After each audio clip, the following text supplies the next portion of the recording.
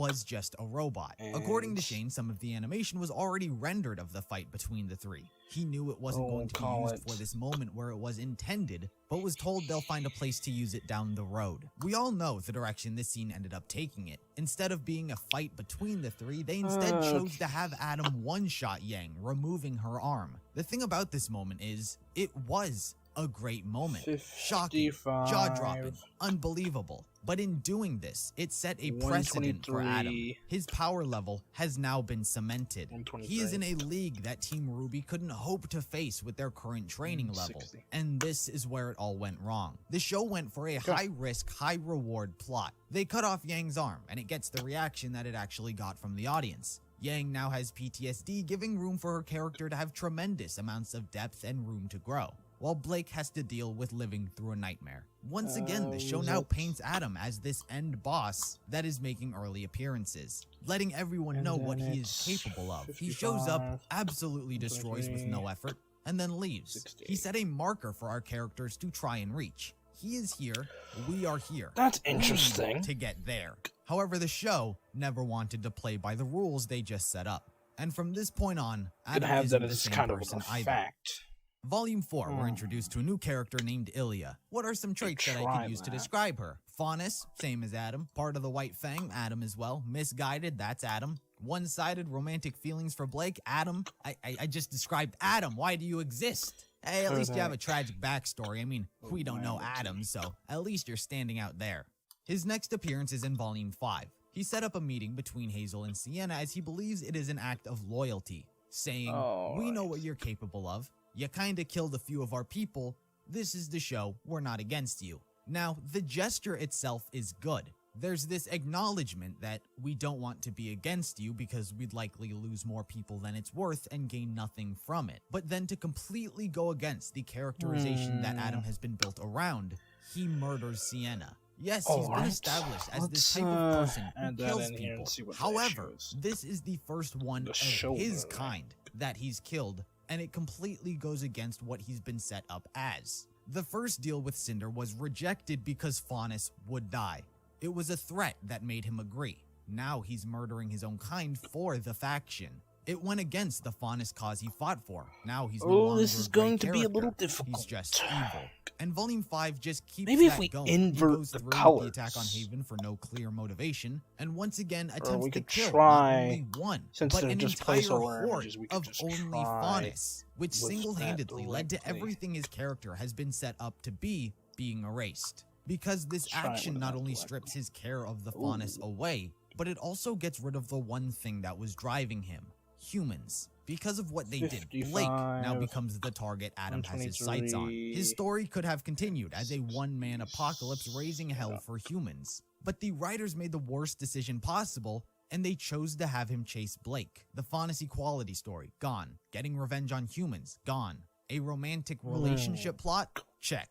Adam was a strong character, not only physically, since but they're also because of how just he was capable of placeholders. rallying people. His leadership skills were equally as much of him as any of his other traits. Blake talks about being manipulated, but by her own admission, That it was might because work Adam was capable of convincing the terms of Faunus. this, Blake because herself none of this may is have felt sketched, right? Like, emotionally this is manipulated, supposed but to be it's a hard to digitized manipulate screen. hundreds of Faunus if what he said didn't hold weight. So his ability to rally people to a cause and rise up, his seemingly natural-born leadership. He was more than just physically scary as an individual. That does make things But a lot Volume more 5 complicated. once again gets rid of this characterization that he's been built up to have. Well, The let's try trailer, it. Blake's descriptions in the first 2 volumes, Volume 3 and even into Volume 4 a bit. Adam's entire characterization and setup for who he is and what he fights for just seemingly disappeared.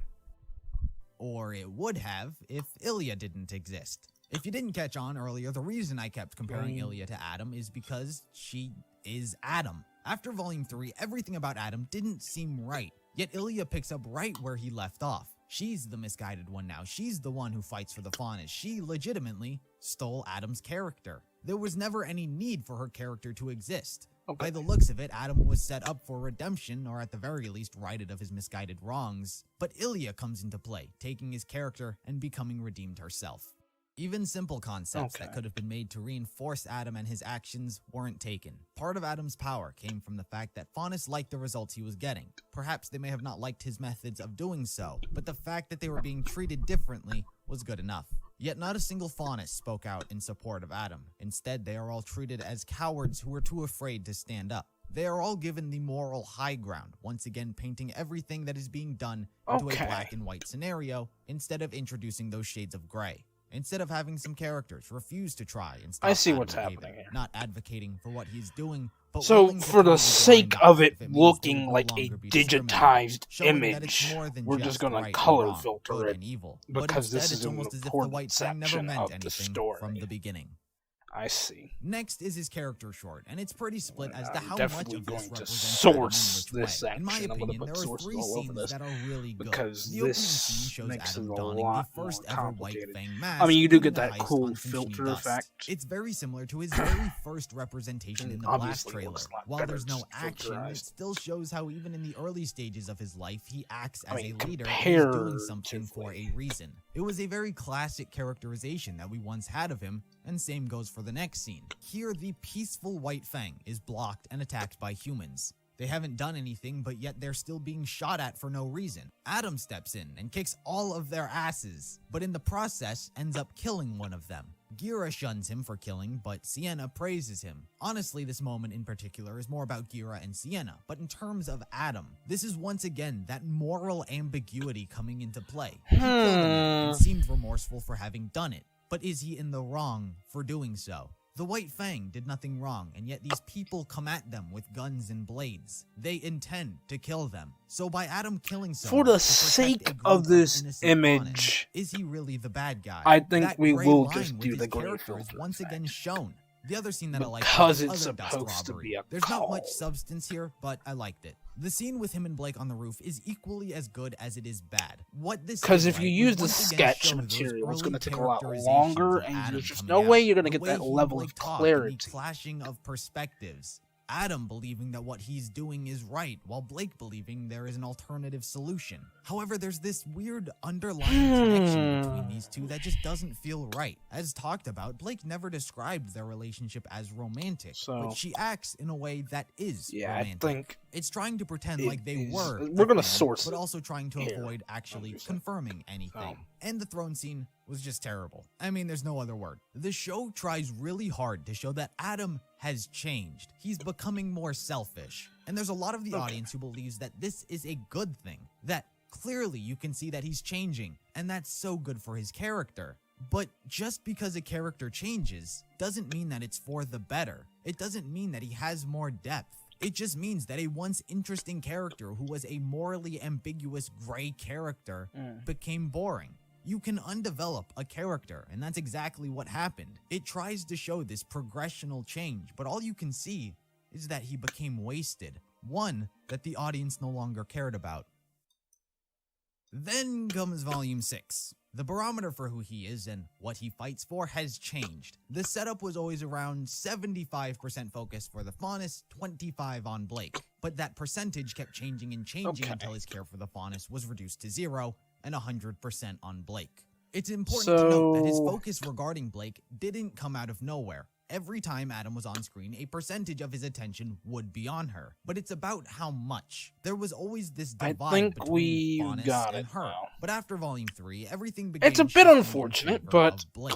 I don't know how many times I have to say honestly, it is literally the best possible outcome for this guy. So he manages to I stop can't Blake all the way to that. Argus, where he somehow learns Not with the about sketch Faunus and materials in the intercepts her. dark. A fight breaks out, and like Yang that. once again shows up. Since And these this are is the moment that placeholder wraps all the way images. back to Volume 3.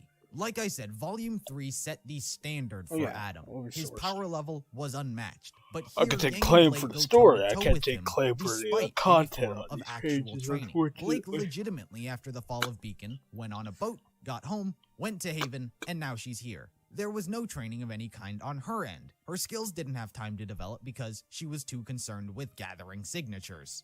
And Yang, despite some minimal sparring sessions with her father, it isn't enough to bring her to Volume 3's level. The thing about parts of this fight is that this is what Shane was referring to back in Volume 3. This was the sequence that was supposed to happen back then. It's why they're on equal footing. because at the time, there wasn't meant to be such a power difference between them. Yang and Blake aren't on the same level they set up, but they still wanted to do the fight without having worked their way up to it. Adam's the final boss who's been set on very easy, so you can win. And of course, his mask. Well, there goes the unique tragic backstory, Ilya. This reveal was so bad. Don't get me wrong, the brand is cool as hell. It explains Adam's past actions and why he's always been so dedicated to his cause, which makes it even more insulting that that's no longer who he is. This man isn't dedicated to helping the Faunus. He's killed so many of them that it's irrelevant. A thing like this evokes sympathy for a character, almost as if there was meant to be some sort of moral ambiguity regarding humans and the Faunus. So we'll make two images. Seeing the Schnee Dust Company branding living, breathing Faunus, treating them as nothing more than property that is owned. So it's almost as if this brand was to shift the moral tone of the series, trying to grab a larger portion of the audience to now side with the White Fang's violent methods as being needed. So no other Faunus would suffer a similar fate. This sounds familiar. It's the same moral ambiguity that was set up in Volume 2, the time in which Adam was a morally gray character, and you could argue in his favor. But this is so insulting because it's irrelevant to what they made him. The reveal is ultimately useless. Instead, they have him screaming, "Why would she choose you?" He was changed into a raging ex-boyfriend, and everyone hated it. And part of this is why I hate Yang's character. Not only does she not know Adam, only knowing stories that Blake tells her, but the writers had the balls to put in a line saying, Adam was pretending to be who he was when he was in the White Fang. Just because Blake didn't take her discrimination as hard as Adam, doesn't mean Adam was evil from the start. This line pretends that he never cared, that right from the get-go, he was always evil, ready to slaughter every single person who stands in his way, which just isn't true. That moral ambiguity that he was built up in having is completely washed away just so it can feel like Yang is sticking it to him. But the fact of the matter is that Yang knows absolutely nothing about Adam. She's never had a single conversation with Adam, and the fact that he even knows her name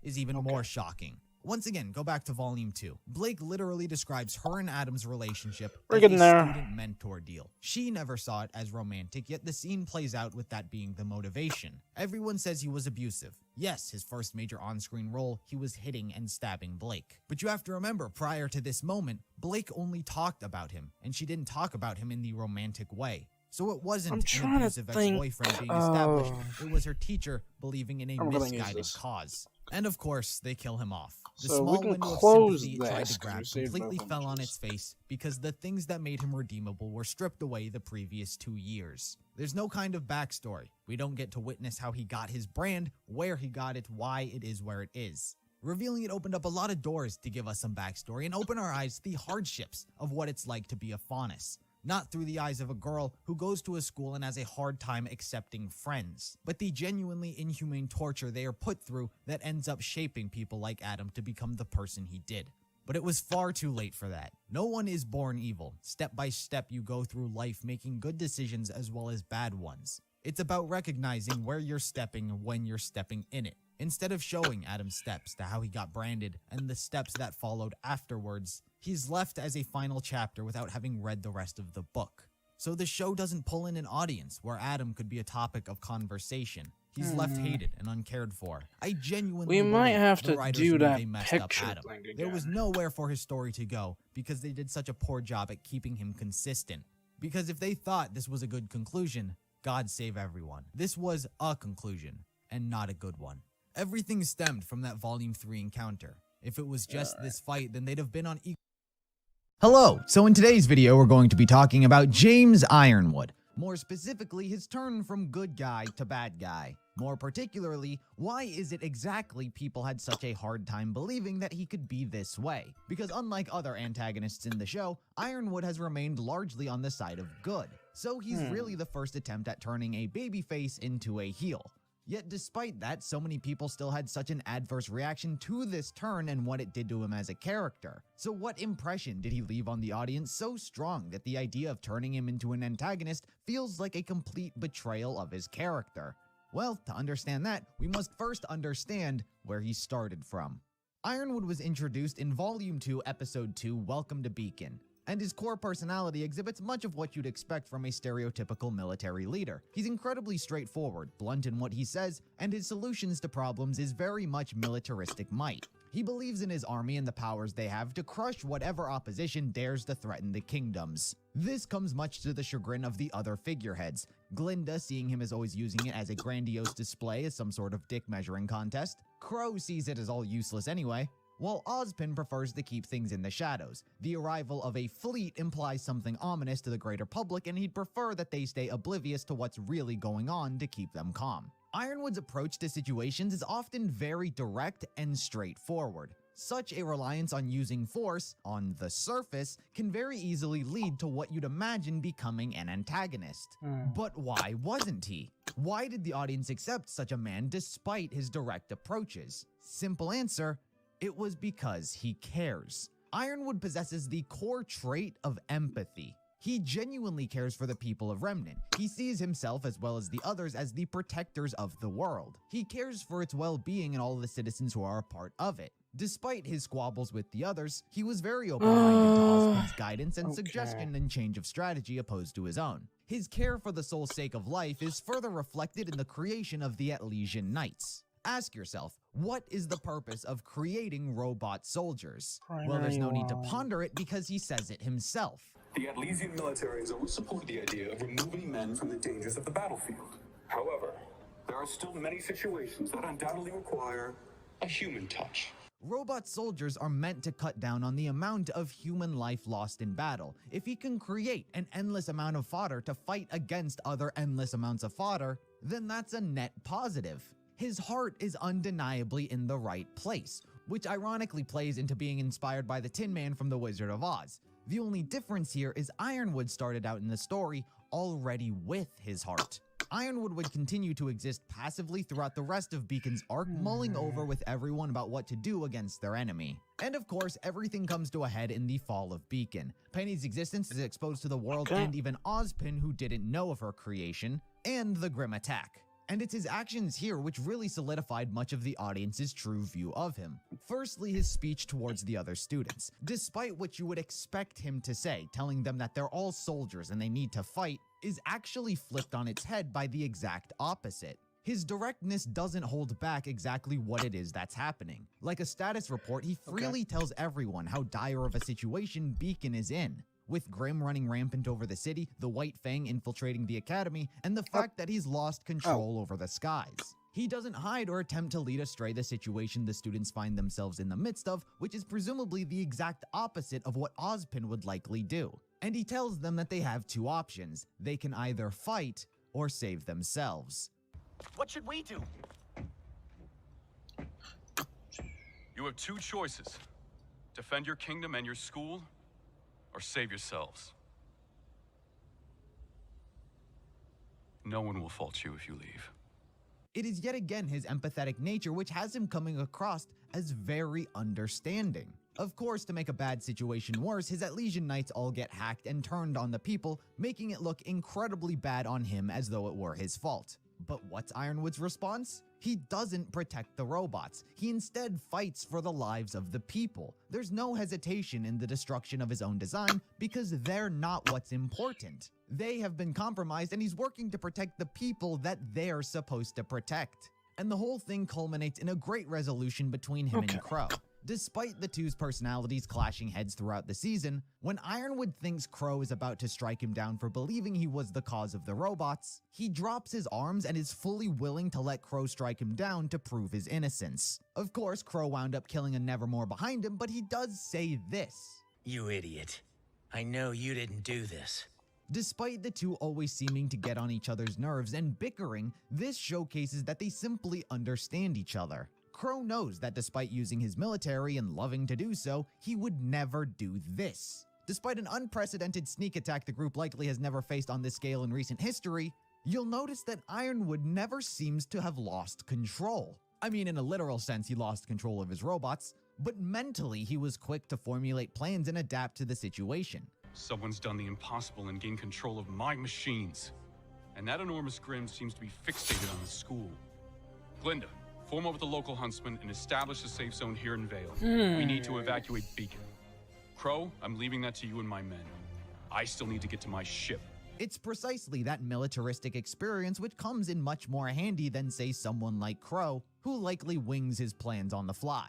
After the fall of Beacon, Ironwood would return to his own kingdom of Atlas and begin planning accordingly from there. He does make yet another appearance in Volume 4 in 2 separate storylines. The first is much more passive and easily forgettable, as outside of this one instance, the show has still never brought it up again since. And that's Yang's arm. It is a very easily forgettable gesture because all of the attention is on the fact that Yang got a new arm and not on the person who gave it to her, but it is an incredibly generous act of kindness to give a girl who's done nothing to actually earn it, nor being someone he has much relation to in the first place, a brand new arm. The only instance of them having interacted prior was him having to disqualify her from the tournament for breaking Mercury's leg. Outside of that, it's one hell of a gift to just send to someone. And of course, he does appear in Weiss's storyline as well. And in all instances, while interacting with her, Ironwood is nothing but respectful and courteous to her presence. The next interaction he has with Weiss is later at that fancy event Jacques is holding. During it, Weiss overhears how the people of Atlas are minimizing the events that transpired at Beacon. It's not just one, but the collective group of aristocrats.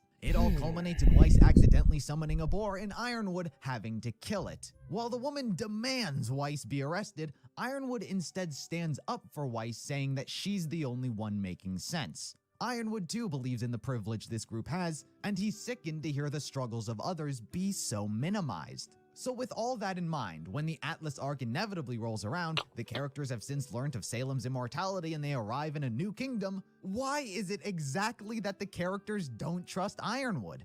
At what point in time did favor regarding whether or not this man was trustworthy fall out with them? Through his motivation to save the lives of humanity, to standing up for Weiss when he simply could have saved his public image with these people, to gifting Yang an arm. Why is it that even Crow doesn't feel as though Ironwood is the man he's proven himself to be? And even throughout the majority of Volume 7, Ironwood acts in almost the exact same way. He divulges his plans for what he intends to do with Atlas, is relieved to see Crow, one of the only people he considers a friend, and allows everyone access to his facilities and resources. In fact, it is precisely these reasons that Ironwood quickly rose in favor with much of the general audience, this volume in particular. Because it kept painting the image that something's off about this man and I don't know about him. But all that wound up happening was he continued to act very rationally and in good faith. It's one thing when the people of Mantle see him as shady for what went down at Beacon and him locking down the kingdom for their own protection. But if there's one thing we've learned from real life, sometimes a lockdown isn't some authoritarian oppression, but instead a method to ensure people just don't die. So whether or not it was intended, this mainly just made the main group of characters look bad by comparison. Because all of the mental and emotional assault that was laid on him, he just took, and any reaction from him in those moments would have only proved them right. But he never broke. Until the end of the volume. But even despite shooting Oscar, which, sorry Oscar, you're genuinely one of the really good characters in this franchise and was not the one deserving to be shot here, viewers have already spent so much time sympathizing with what he was going through. So once his breaking point was reached, the reaction isn't, oh, see, he's always been like this. Instead, it's more of a, well, what did you expect? Ironwood's treatment throughout Volume 7 is akin to that of a dog someone is trying to show is vicious and ruthless, but in reality, they're just a normal dog. So when the person starts abusing and smacking the dog and it doesn't attack you, you begin to feel more bad for the dog. But after you smack it a few dozen times and it's had enough of your shit and snaps and decides to bite you, you empathize more with the dog than the person who just got bit. Ironwood's breaking point felt less of a, oh, he's always been insane, and more of someone who's poured all of his trust into a group that's just abused it and stabbed him in the back. And I mind you that it's not exactly what the main characters were doing. Taking a step back, Ironwood's plan wound up becoming one that would save the Staff of Creation, which would indirectly leave Mantle out to dry, almost certainly resulting in its death. So Team Ruby and company were working to protect the people of the city, which is not inherently wrong. It just wound up being mixed between them, acting like assholes and not working with or trusting Ironwood in the first place. Another reason people found themselves on the side of Ironwood in the beginning of the arc was because he was very relatable, or at the very least, you were able to understand what he was going through. War is not always something that can be predicted. Oftentimes, it's a choice to get involved or take preemptive action, but other times it is a necessity. It is the only option. The Atlas arc showcases both of these via two separate sides. Team Ruby represents being involved in this war by choice. They have sought out this danger and they can do as they please within it, such as drinking tea for 5 episodes. While Ironwood is involved by necessity, the war has sought him out and either he contribute or die. Befittingly, Ironwood perfectly represents the god of the company he's in command of is named after Atlas, the Titan god who carries the world on his shoulders. Ironwood too finds himself in a similar position to he. Ironwood is in command of the greatest military of Remnant. It is his duty to protect and defend the people of the world. And after learning of the true nature of Salem, her immortality, and how she can destroy the world, responsibility fell on his shoulders. If he didn't do anything, the world would die and all of its people killed. If he, with his army and resources, couldn't stop her, then who could? Ironwood bore the weight of the world on his own 2 shoulders, not because he wanted to, but because he had to. It was a situation the audience could empathize with. You see him trying to do what he thinks is the best course of action, and oftentimes it put him on the wrong side of a lot of people, like Jacques Schnee and the Huntresses of Mantle. They see him as a bad guy, when the truth is that he's just trying to protect them. It's a very complex dynamic, one that never really felt like there was a wrong side to, because in reality, there wasn't a wrong side. In the bubble of war, there is no real right answers. And it was that commonality during Volume 7 that wound up unifying them, until they decided not to for some reason. By the time Volume 8 rolled around, it was as though all of the greater lessons that had been learned were thrown out the window to make Ironwood the villain. Clover's death was blamed on Ironwood despite him just telling him to arrest Crow, and Crow, who had known Ironwood and they seemed to be very close, now their relationship was thrown on rocky waters thanks to this one person Crow got to hang out with for a few days. It seems like everything was moving for the sake of drama, and they couldn't have picked a more unfit setting than war to do so. Because war is a sad and tragic thing. It shows us what we all have in common. The love of family, the pain of loss, and the inevitability of death. War unifies and brings together those wishing to accomplish a similar goal under circumstances you wish never had to occur in the first place. The saying, "the enemy of my enemy is my friend," is a popular phrase you've undoubtedly heard before. So what better enemy than Salem to show everyone that if we don't unite now, then that incredibly scary grim lady that is oddly arousing is going to kill everyone. And yet, it was the one theme that goes in direct opposition to this that Volume 8 chose to add and subsequently focus on: distrust. Instead of being united on what they have in common, i.e. the giant space whale coming to destroy the world they're both a part of, it is what they don't share that drives them apart.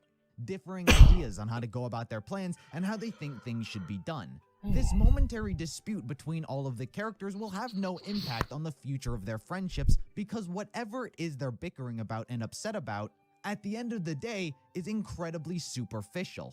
And these sorts of disagreements pale in comparison to the substantive commonality. And it is that exact commonality in which Ruby attempts to unify the rest of the world. She hopes that everyone will come together to stand up and resist the forces of Salem, while at the same time denouncing Ironwood in the process.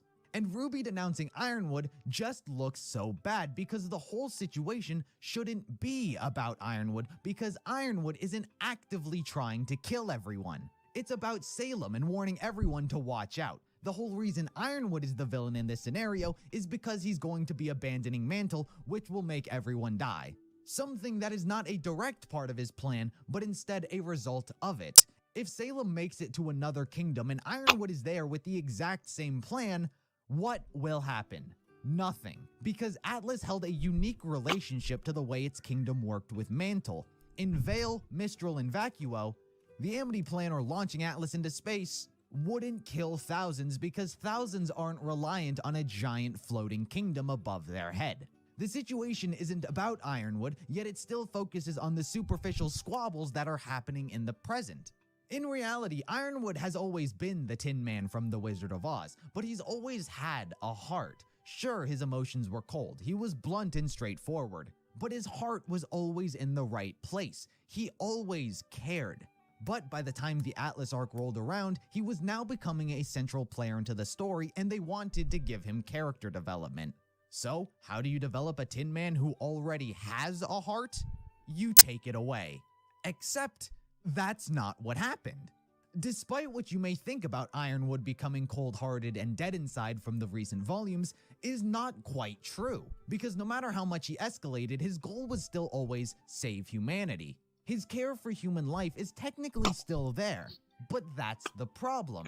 It's technically there. The truth and complete irony about the writers trying to play on the Tin Man gimmick is that they didn't get rid of his heart, but instead his brain. Ironwood's core character trait, which kept him humanized throughout every single one of his appearances, was his empathy. Without that trait, he's completely unrecognizable because there's nothing else humanizing him. He has no wife, he has no child, he has no family, he has nothing. Ironwood has one thing that keeps him human, and that's the one thing they got rid of.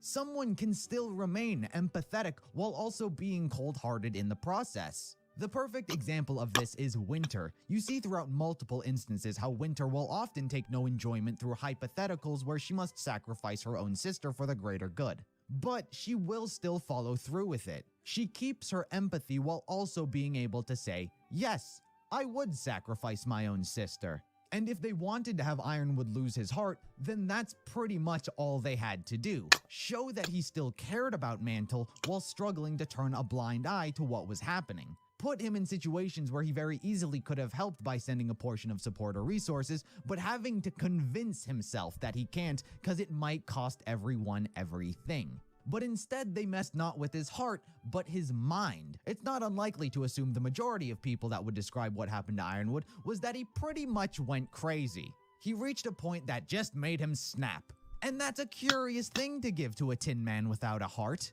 Even his semblance focuses much more on his mental ability as opposed to his emotions. His semblance allows him to hyper-focus, which makes him more determined to follow through on decisions. There's a curious amount of focus on what's happening to him mentally as opposed to what's happening to him emotionally. This results in him shooting a council member, taking down refugee ships meant to evacuate the people of Mantle, and also threatening to commit genocide by nuking a city. If there's one thing almost 100% of people universally agree on, it's that committing genocide is usually what the bad person does. And it's precisely those reasons that so many fans who've come to like Ironwood that it feels like a complete betrayal of his character. Because while people will try and defend it saying he's doing it for the greater good, that's never stopped him before from actually stepping in for the individual when they need it. It doesn't feel like the development of a character, but a butchering. And by proxy, it just makes everyone else look bad as well. By refusing to allow the audience to connect with him, he's escalated to such a ridiculous extreme that when the Aesops continue to stand by him through his insanity, you just have to ask why. Why are you going along with cold-blooded murder and genocide? They may have made Ironwood go crazy, but these characters haven't. They have no reason to be this loyal. And by keeping them as loyal as they are without any sympathy thrown towards Ironwood's way, which could make it feel like they actually care about him, it just makes them seem crazy for no reason as well. They took Ironwood at the most basic surface level for what he appeared to be, and treated him as though he was always like that on the inside as well. They got rid of his empathy and his brain. And it is precisely that reason people had such an adverse reaction to Ironwood becoming an antagonist. Because yeah, if you get rid of the things that humanize a character and made them what they are, you can make anyone a villain, because at that point they're just a blank slate you can do anything with. But let's get one thing clear here. It's hardly the fact that he was just made into an antagonist, because any character can be made into an antagonist. But it's the fact that you made him into a villainous antagonist. The show, not once, tried to get the audience to sympathize with him after his turn. They made every character around him scared just to show how fearful of him you should be. It never makes the attempt to have you feel like he's going through anything other than insanity. The Ironwood the audience fell in love with felt unrecognizable, and that was the problem. Okay. I think I'm figuring it out here.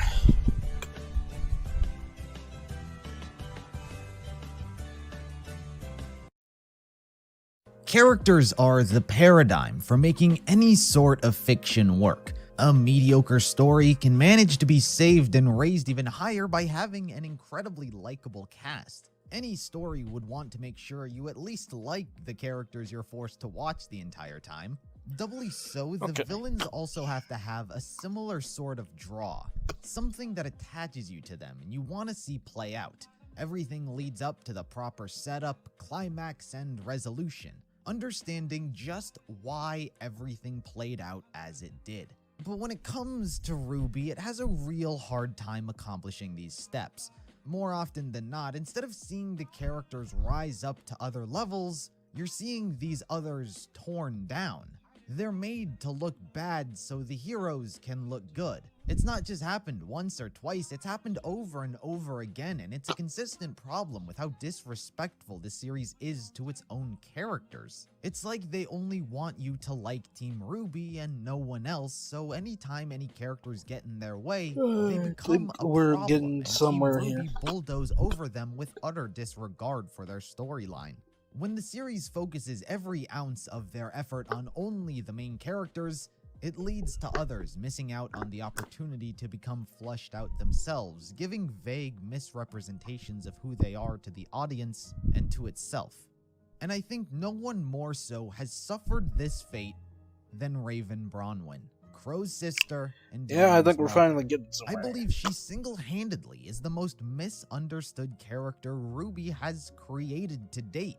More so than any antagonist's righteous revolutions or protagonists' Doesn't immortal that look lifespan. professional? By both the That looks pretty characters as professional, well as the though. audience, there's an inescapable bubble Raven finds herself specifically placed into, which she's not allowed to exist out of. The perception that she's a coward, lacks love, and cares for nothing other than herself. Not a single soul even humors the idea that she's anything else. And it's that exact outlook towards her which uniquely enough creates a very intriguing character. What exactly happened which led to the point of Raven Bronwyn being so hated, so negatively seen, so misunderstood? Alright. Now, before we chalk everything up to the writers and directors failing at yet another character, it's important to see that it's not just how she was represented. In fact, the Raven everyone associates her with being now is actually much different than when it began.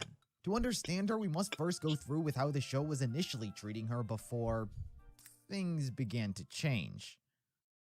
Raven's introduction was anything but. We never actually got to see her, rather she was a figure who existed through word of mouth. Yang Xiaolong, being one of the main characters of this franchise, would frequently speak of the mother she never had, growing up under a household with her father, his new wife Summer Rose, and later a younger sister. She grew up with a mother figure, but not her actual mother, leaving her to question why she never stuck around. Fully aware she was alive somewhere in the world, it almost became her sole mission in life to understand one simple question: why? This served Yang's initial setup quite well. Every character needs some sort of event from their past in order to drive them to want to accomplish some greater goal, personal or not. It was made clear from the get-go that the search for her mother was what was pushing her forward, as in her debut trailer, she makes her way to Junior's club to see if he has information on her. While this smaller detail is easily missed by many caught up in the spectacle of the action that precedes it, it was later confirmed by the creators and the writers that the picture Yang shows to Junior is indeed of her mother. Doubly so, this was also her introduction as well, as a Raven can be spotted spying on Yang before she ever even entered the club. This all was of course before we even knew anything about either of these two characters, yet they were both introduced at the same time. As the series went on, we got to know more about Yang's search for her mother. But I learned that the two of them had been on a team together with Summer and Crow, and that she'd left me with him just after I was born. Why did she leave you? That question. Why? I didn't know the answer, but I was determined to find out. It was all I thought about. I would ask anybody I could what they knew about her. It was clear that as an audience member, you immediately sympathized with Yang. as the abandonment of a parent is a rough part of anyone's life to have to deal with. But you didn't hate Raven because of this, simply due to one fact. Yang didn't either. The way Yang speaks of her endless journey to find out the truth doesn't stem from anger and hatred towards her, but curiosity and sadness. I didn't know the answer, but I was determined to find out. It was all I thought about. As a viewer, you feed off the same energy the characters usually do. If Yang isn't getting upset over it, why would we? All she wanted was answers. And answers we almost got. Not too long after this conversation, a mere 5 episodes later in the same volume, they chose to include a physical appearance by Raven in the episode No Breaks.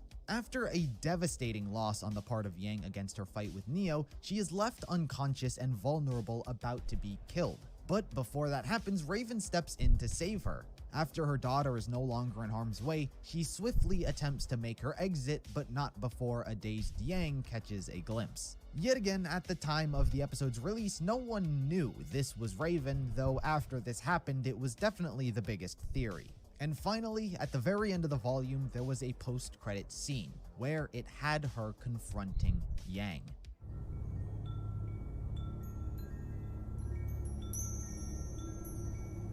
Who are you?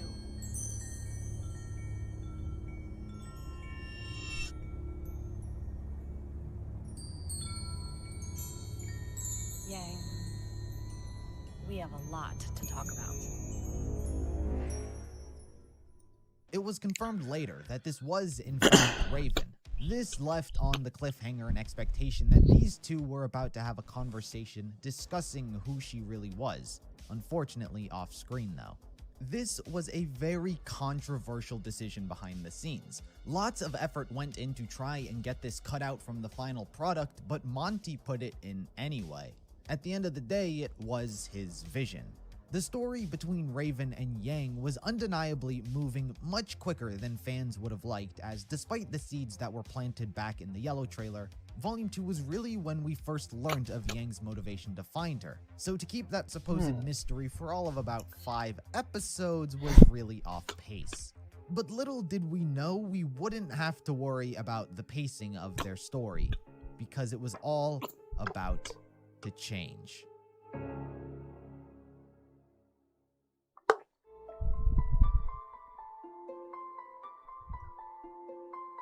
The post-credits scene would go on to get retconned, and it's quite clear as to why. Much like many characters who fell victim to a story that didn't know where it was going, Raven found herself caught in the mix of a transition period for the series. In between the events of Volume 2 and 3, the idea for the Maidens were thought up. 4 girls who control the powers of the seasons and were the keys to gaining the relics of each academy. And its concept was put in effect immediately in its next season of Volume 3. The series creator Monty Oum also died, leaving character directions he had in mind to be lost. Considering just how muted of a role she'd played so far, Raven's story was likely the victim of being forgotten. The scene of confronting Yang was retconned and pretended like it never happened when the new volume came around. After pushing so hard to not get it included in the first place, now that Monty was no longer there, they could just pretend like it never happened. While many believe the entire scene was a dream sequence to begin with, taking place on the part of Yang, too many things about it are still off. Even if this were just a dream Yang was having, the first problem arises due to the fact that she has no idea what her mother looks like in modern day. A clear and concise image of the woman she actually is much too detailed to be just a figment of her imagination. Also, her line of having a lot to talk about. What could she possibly be referring to if this is all taking part on behalf of Yang? Raven can't tell her anything she doesn't already know. And even if this were in a sort of dreamlike world, with this being the real Raven taking part, this whole thing is never brought up or mentioned again. So it's much simpler not to pretend as though they just never brought it up, rather they retconned the whole thing and acted as though it never happened. And by getting rid of this brief scene, it fundamentally changes everything it represented. A lifelong search for the mother that left her shortly after her birth approaches her instead of having to be found. with a smile on her face nonetheless.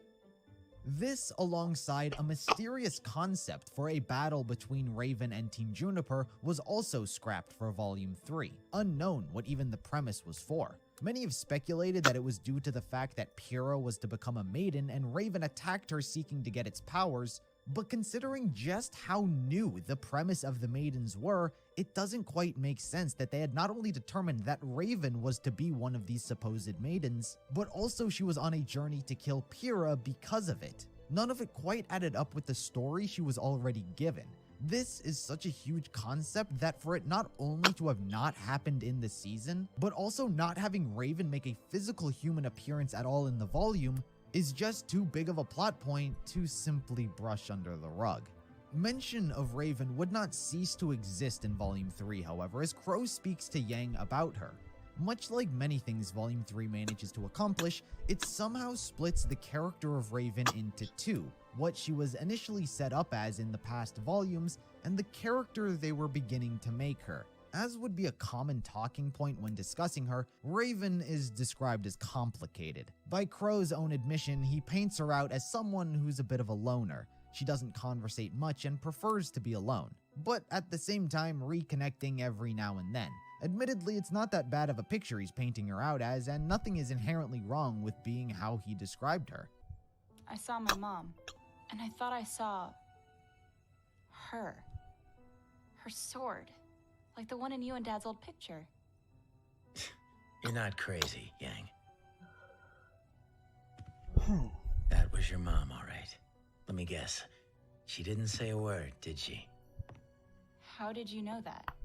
I don't see my sister very often, but she does try to keep in touch. All right. Whenever it suits her. But probably the most confusing statement they chose to add was the message she wanted to pass. That's the down first to section, Yang. eh? She wanted me to tell you that she saved you once, but you shouldn't expect that kindness again. Raven's got an interesting way of looking at the world that I don't particularly agree with, and she's dangerous. This singular message was quite the curious addition. For the first time, that statement is filled with hostility and anger, one that had yet to be expressed by either Yang nor Raven till now. And most confusingly of all, it hardly makes sense to begin with. The implication is that Raven knew Yang was in trouble and she had some sort of moral code she plays by to save a given person at least one time. It comes off less as something Raven does as part of her character, instead more like Spider-Man from an episode of Family Guy. Wow, thanks, Spider-Man. Everybody gets one. Tell him, Peter. Apparently everybody gets one. Bingo. While this was a questionable insert, by the end of the volume, it almost manages to save itself entirely. Despite what felt like a cold and heartless message to leave behind, when Yang's arm is later cut off by Adam and she sits in her room depressed, Raven can't help but check on her well-being, making sure she's alright, all things considered. By having the cold statement earlier in the volume, which made it feel like she didn't care about her daughter, being contrasted with this scene was almost perfect. Her words say one thing, but her actions show that she's worried. But despite doing this, it's almost as though the writers had no idea the beauty of what they had just done. If only they knew what they did. Yet again, what serves as a clear divide in the story and quality of the series as a whole would be Volume 4 and on. The question was, where were they going to move the character of Raven? The more subtle nuances they had given her for the past 3 volumes, or would they take that nugget of cold, heartless dialogue and run with it? From a character we'd seen spying on her daughter she abandoned long ago, as well as stepping in to save her life, what happened to Raven Bronwyn after Volume 3?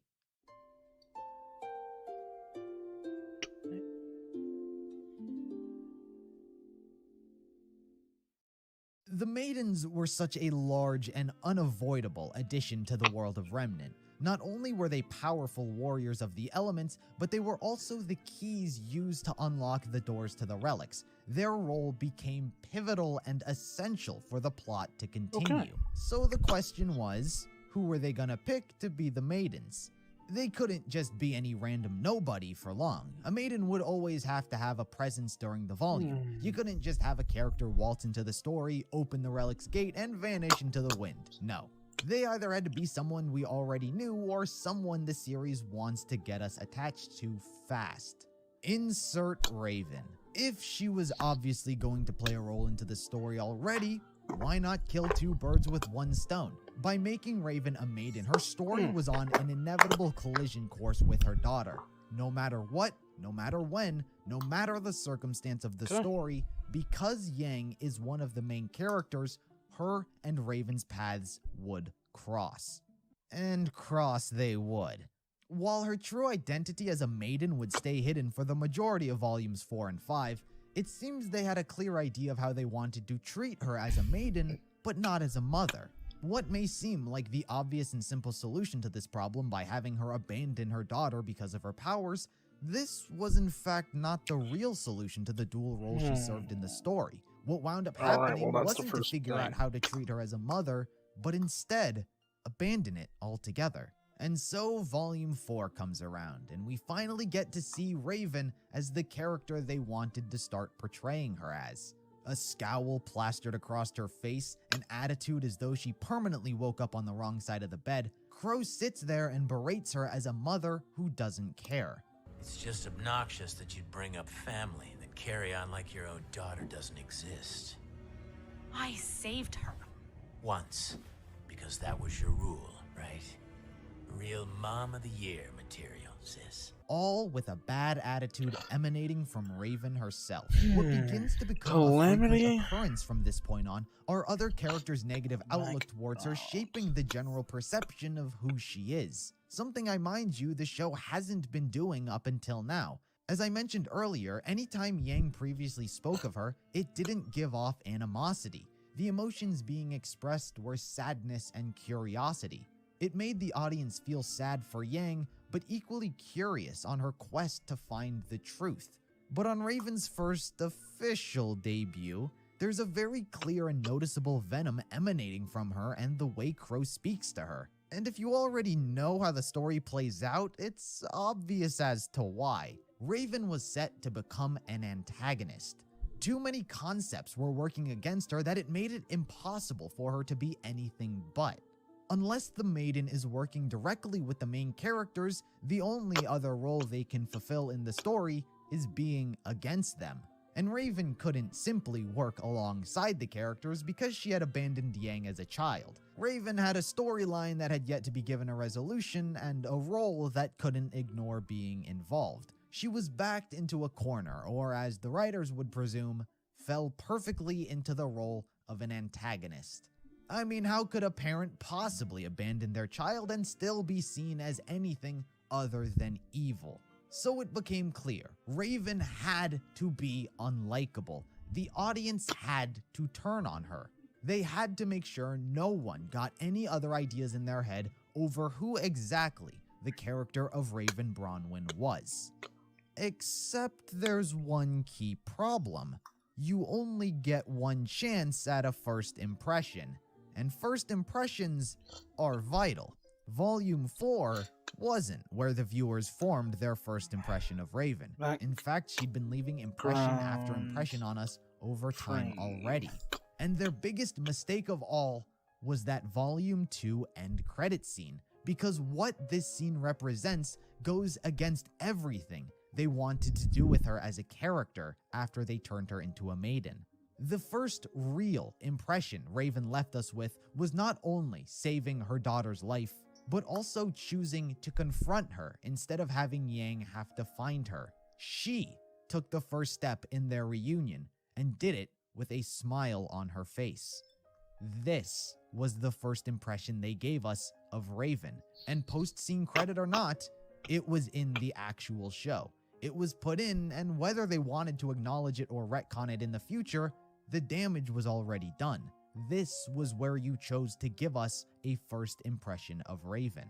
It was included for a reason, with the intention of being used as a kicking off point. And it couldn't be in more stark contrast, because after the idea for the maidens had come up with after this volume had ended, they wanted to take her in the exact opposite direction. I want my brother dead. Sometimes family disappoints you like that. I've stared death in the face over and over again, and every time I've spat in that face and survived. I think we're getting I'm somewhere. strong enough to do what others won't. And where did it all lead? A character now inflicted with self-importance, always looking down on others. What was it they chose to do with her story? How do you balance the act of being a maiden alongside with addressing her story with Yang? Simple answer, don't do one of them. You see, Volume 4 faced a very big problem in the eyes of the audience. It was slow, boring, and viewers began to see just how messy and clumsy of a narrative RWBY was starting to become, especially since all 4 of the main girls were separated off on their own mini adventures. The show just didn't feel the same, especially with how they managed to pull off such a successful Volume 3. People wanted to see everyone back together, just like the good old days of Beacon. So when it came to Volume 5, a fork in the road was reached. Either the writers can work to start reuniting the girls, tying up their stories, or keep things slowed down, allowing a little more time to go into each storyline at the behest of some fans. Well, when it came down to it, the decision was reached to begin bringing everyone back together. Every storyline must now all start to converge to the same location. This was a creative decision which came at a detrimental cost to Raven's character. Due to the single decision, Raven's story was forced to get cut short. No, not her maiden storyline, as that had to continue to be relevant, but her story with Yang. In what was a 4-year-long character motivation for Yang seeking to understand the reason her mother left and abandoned her, was all thrown away in Volume 5, Episode 4, Lighting the Fire. After setting out on a new journey, Yang seeks once more to find her mother, only this time succeeding. At this point, you'd almost expect there to be a moment of disbelief, shock, or fear of the unknown. This is what she's been curious about her entire life. But in a single moment, everything gets thrown away and tossed to the side with the words, "I'm not here for you." I'm not here for you. Ruby is somewhere in Mistral. She's with Crow and she's going to need my help. I just need you to take me to her. What was Yang's single most influential motivator in life was swept under the rug the moment her mother came on screen, because the show was too slow and she needed to be reunited with her team as soon as possible. What was undeniably a question that would answer so much about her and who she is, Raven's whole backstory and ultimate decision for why she chose to leave her daughter is left hanging in the air. And worst of all, it was only her who suffered from this decision. Every other character's storyline could one way or another be entwined with each other. The effort to save Haven was where the majority of characters were. Weiss had already run away from home, and the Faunus storyline was just lumped into taking place at Haven as well. Yang couldn't reunite with everyone and stay with Raven. Well, she could have, but they chose not to take it. Weiss was at the camp as well during this time, but in reality, she served no real purpose and could have safely been flown to Mistral without affecting anything. 3 out of the 4 characters had a way of meeting up again in a convenient but more or less natural way. But it seems they didn't want to reunite 3 of the 4. They needed all of them, and so they had to abandon the story of Raven being a mother, which also greatly hampered Yang as well. What initially seems like Yang recognizing who her real family is in RWBY only works under the pretext that she valued and ever considered staying with Raven to begin with. But yet again, as I keep bringing up, because the writers want to paint her as an antagonist, it's coming together now, boys. We're doing it. Combative and look at that. Towards her for no reason the frame at all. is in place. You could spout off whatever you want, but nothing is going to keep me from my sister. Well, aren't you stubborn? I get it from my mom. Raven offers her food and a place to stay, but Yang is having none of it, as though holding resentment for having left her all those years ago, pretending as though Raven has been luring her in with promises of a home life and being reunited, and being fed up with it. That sad curiosity is replaced with anger she's never shown about this. Multiple times, Raven brings up the fact that she's willing to talk about whatever she wants. So any questions you have, I'll be happy to answer. But Yang brushes it off as though she'd moved on. And that may very well be so, but even from a storytelling perspective, that's not how you pay off an entire character's sole motivation. This is what had been driving her since her trailer. Questions beget answers. Alrighty. And it's these answers which should have raised Raven up. But instead, the dreadful decision was made to abandon it altogether. She needed to be torn down lower than Yang. They didn't have time to deal with this plotline and the fact that she was a maiden. So instead, the writers saved themselves some time by cutting it all together. It's made even more curious, as the two would meet again later on. Raven's story did lead to Haven, where all of the characters already were. So to have Yang leave the camp only to later be reunited was a curious case of planning, to say the least. The later end of the volume would only make things that much worse for Raven, placing her literally on the side of the antagonists, only to later fight off Cinder as well. You talk about a character who the writers have no idea what to do with. It's her. Because she stood shoulder to shoulder with those who are literally the evil characters, you associate her as being one of them, holding the same values as they do. It doesn't matter that she fought against them later and then proceeded to not fight against Yang, because the picture had already been painted. Raven needs to be seen in the wrong. And worst and most atrociously of all was when Yang calls her a coward for her fear and unwillingness to face off against Salem. A reoccurring characteristic Yang, as condemning those she hardly knows anything about. Volume 5 frequently and consistently painted Raven as nothing more than a coward. But what's failed to be established to make this an effective point is yet again Raven's past. There's this underlying implication that Raven has encountered Salem before, and she knows what she's capable of. And it's because of that past she fears her in modern day. I'm not denying that Raven fears Salem, but to label her a coward? That's a statement born from ignorance. Raven fears Salem because she knows. Yang is brave because she doesn't. The protagonist's assured nature can simply be questioned by asking the question, is it confidence that drives you, or ignorance? They didn't know anything about Salem or what she was capable of, and yet they pretend as though they are veterans who have experienced everything and nothing could possibly stop them. Yang's whole perspective about her has been formed by her father and his descriptions of her. A fact the scene itself calls direct attention to. You don't know me. You don't know what I've been through. The choices I've had to make. You're right. I don't know you. I only know the Raven Dad told me about. She was troubled and complicated, but she fought for what she believed in, whether it was her team or her tribe. But mere sentences after saying how she knows nothing about her, she proceeds to act as though she's known her entire life. Oh, shut up! You don't know the first thing about strength. You turn your back on people. You run away when things get too hard. You put others in harm's way instead of yourself. No, doesn't really seem like a calamity kind of font. But that doesn't make you strong.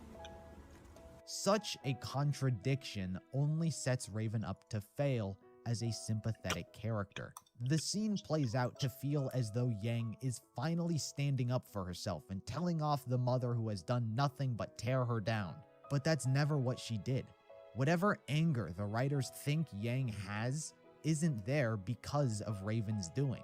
Perhaps an interesting enough psychological study of Yang creating her own mental image of her mother, coming up with reasons that could possibly explain to herself why she chose to abandon her. But the truth is, Yang doesn't know, and she never makes the attempt to know. Raven's torn down only to push Yang higher. It seems everyone has already formed their opinion on Raven without hearing what she has to say about anything. Before we go any further, I just wanted to make one thing clear. While I've spent a lot of time so far speaking of the evolution and direction of her character, that's quite frankly not where the problem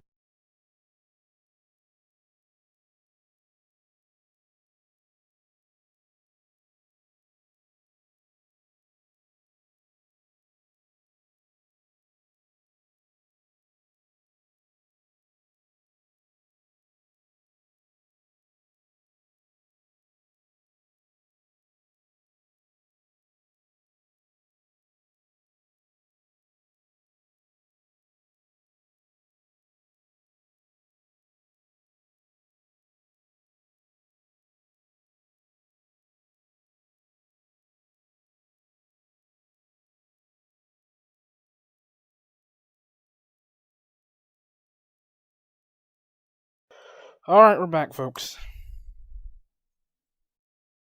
lies. It was important for you to see how certain plot points played out, but the nature of who she is from Volume 4 onward is definitely my preferred nature of her. In fact, Raven's bad attitude is what I think draws most people to her, me included. And it's precisely this addition of her acting this way which in turn made her incredibly complex. Because now the two evolutions of her character are clashing and entwining.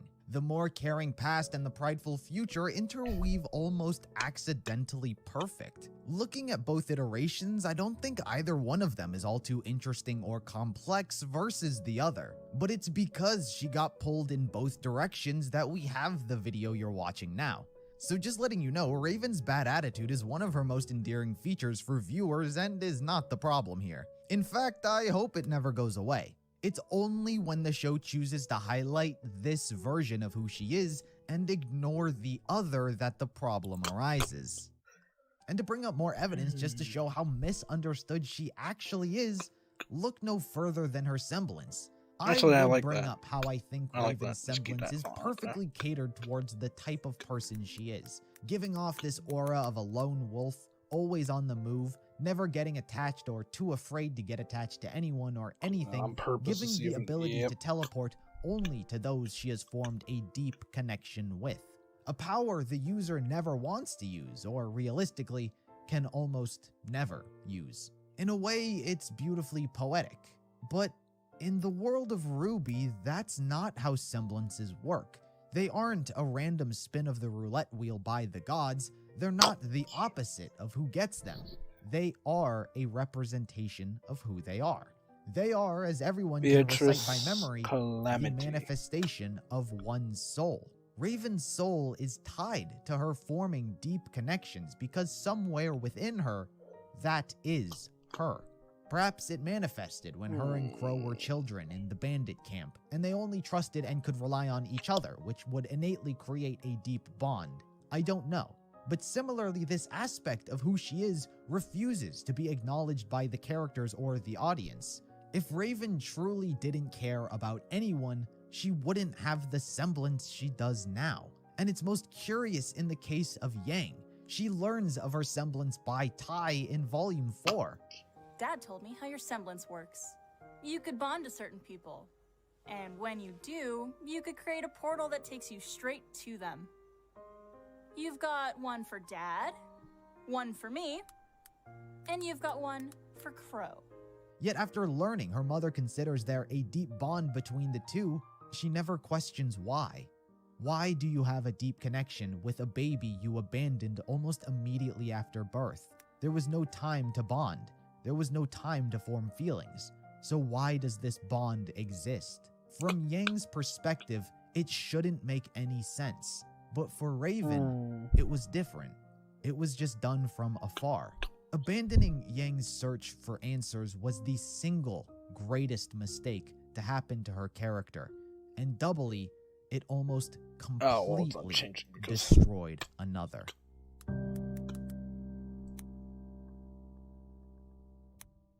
What? The key word there is almost. Not all hope is lost just yet. Yes, while plenty of opportunities have been missed, the character of Raven still has a chance to be taken in the right direction, making the best of a bad situation. While the writers and directors had chosen not to take the route of a caring but flawed individual, they still did leave us with an incredibly flawed character. The Raven we currently have is not a character free of fault, nor am I acting as though everything she's ever done is justified. The character she is in modern day is plagued by pride.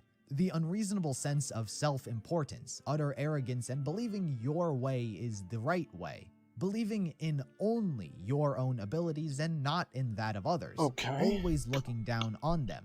Even the way they have her carry herself, her head is consistently tilted upward, forcing her to both figuratively and literally be looking down on everyone she speaks with. Pride is argued as the deadliest of all the sins, as it gives birth to all the others. The Raven we've gotten to see the most of in the present is plagued with this. The mentality of the survival of the fittest, and even killing the previous Spring Maiden. She believes only in her own ability and judgments, thus she could not trust such powers with anyone who wasn't her.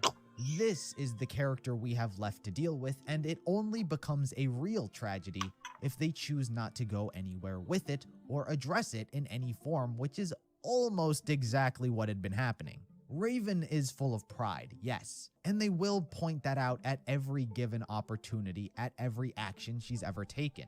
But what's never addressed are all the times she's been anything but prideful. All of the times she's cared about someone other than herself. I want you to take a look at this clip from the end of Volume 5, Chapter 6, known by its song, and look deeper at what it is about Raven. Yang, if you side with your uncle, I may not be as kind the next time we meet. You aren't kind this time either.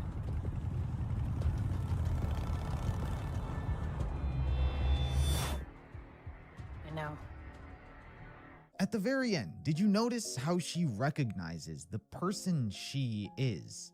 She knows she's not a very motherly individual. The statement felt as though she wanted to, but just failed. And if you look back at the episode, it almost makes sense, as though she was kind of trying. On paper, she does a lot right, trying to be motherly, so to speak. I see what you're doing. She invites Yang and her friend into her tent, gives them tea, converses, and tries to bestow her past knowledge and experiences onto her daughter. On paper, it looks as though she's trying, but at the end of it all, Yang still hates her, and we get the statement of her recognizing she failed at being kind. Fundamentally, it doesn't seem in her nature to be the traditional mother figure, and she shouldn't. She grew up in this camp and had a rough upbringing that shouldn't produce someone to have a very warm presence. You can see the difference in lifestyle on both Yang and Raven from this statement alone. Raven considers what she did to be kind because in the world she's grown up in, that kind of hospitality isn't normal, while Yang thinks the opposite. She's grown up in a more traditional home where people around her love her. She's used to this kind of thing. They're from such different walks of life, and yet while Raven seems capable of recognizing she's not the type of mother Yang wants, Yang doesn't even think this is just the type of mother she is. It's against Raven's nature to wear her emotions on her sleeve, but she tries in her own ways. As Tai said, she's complicated, but it's almost as though Yang expected her to act like a normal mom. Okay. But yet again, the writers can start anew and do something good with the problem they created. Almost so accidentally poetically done, pride is not permanent. Raven just has to learn what is the exact opposite, and the exact opposite of pride is love. Love does not value oneself, but others instead. Whereas pride looks down as others being beneath you, love looks up, willing to raise someone above yourself and value them. This is the same love that is tied to her semblance, but is blocked out by the pride which almost refuses to allow her to show it. Glimpses of her love and empathy are shown. Raven had a bond with Vernal, and after her death, she takes the effort to close her eyes. If Vernal were nothing but a stepping stone for the self-centered Raven people perceive her to be, she would have ignored Vernal altogether, not acknowledging what she did or the help she gave her. Thank you, Vernal. And as has been shown over and over again, she does care about her daughter. She saved her life. She watched over her after she lost her arm. And if your argument is that she'd saved Yang's life once, just think, was that a rule Yang was ever aware of? Was that some kind of moral code she's been holding on to, following her daughter's entire life, just waiting to save her life once so she could forget about her? Or was it a mother saving her daughter's life, but being unable to acknowledge the fact that she cares? Her pride refuses to allow her to show emotion, so that's why she said it was the reason she saved her life. If Raven doesn't care, why does she watch over Yang when she's recovering? Yes, clearly it would have been more impactful if she were there to nurture her directly as a mother would do, but yet again think about the perspective of Raven. Was she supposed to just walk into her room and say, "Hey, sorry I've been gone your entire life, but now I'm here to help you deal with your arm"?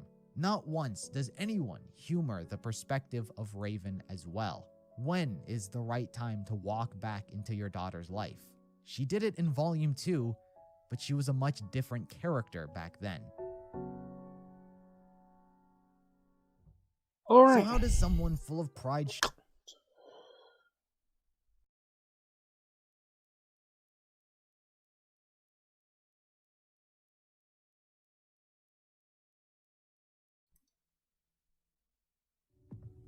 Look, just remember that you've still got a long way to go. And don't think for a second that graduating means you're done. Every day out there is worth a week in this place. You two, you're gonna go far. But only if you keep learning. If you never stop moving forward. But you're a tough egg, kiddo. Shouldn't let this tournament thing get you down. You had a slip up. Sometimes bad things just happen. I say it's time you move on. Move on to what? Well, Raven let some info slip before she took off. If you ever want to track her down, I think I might be able to help.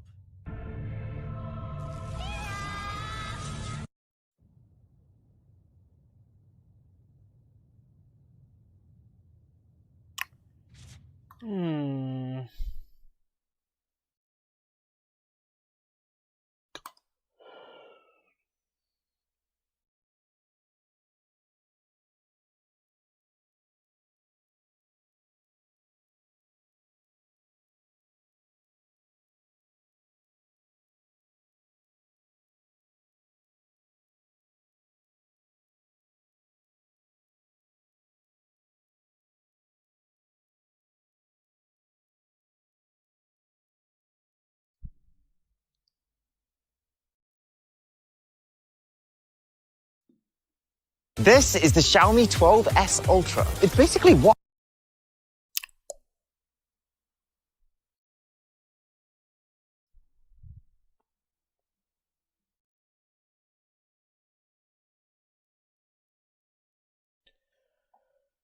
I don't know.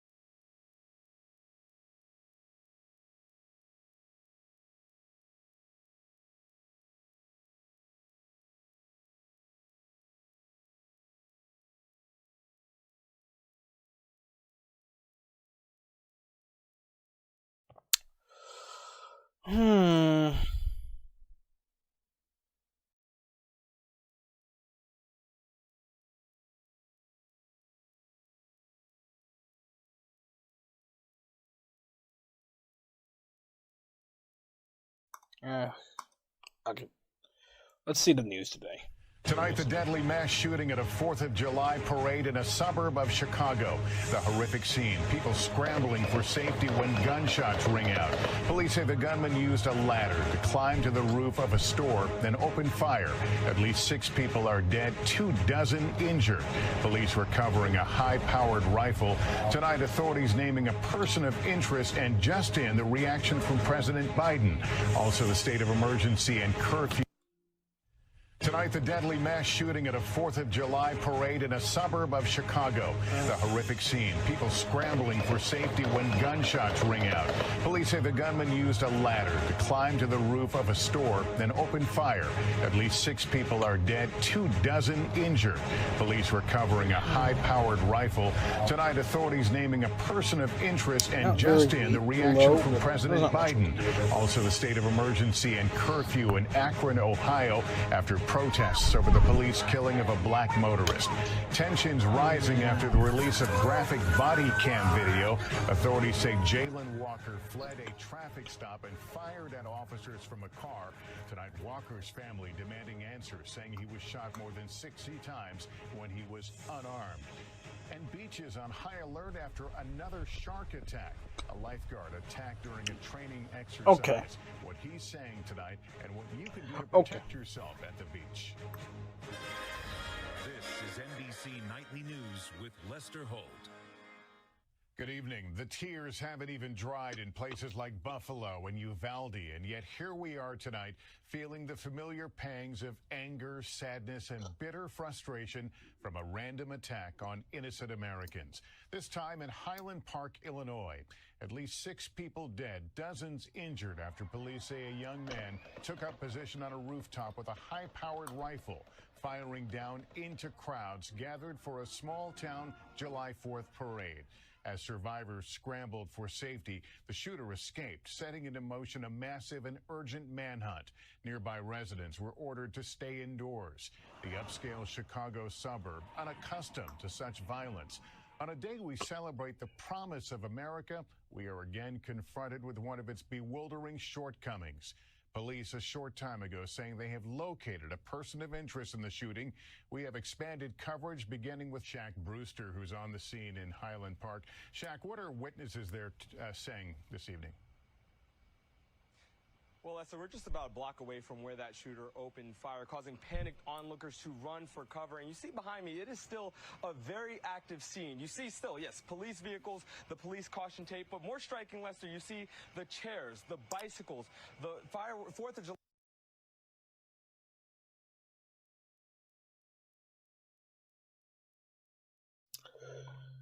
I want to take that.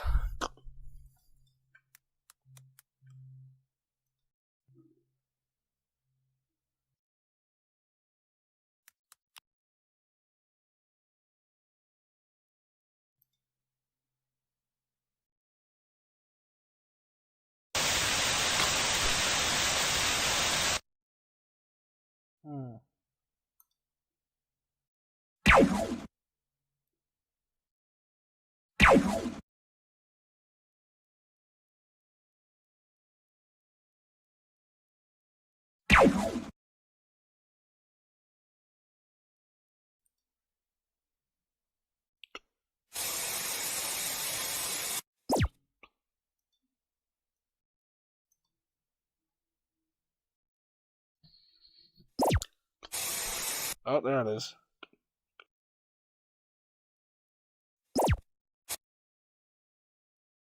It's that very short second right there.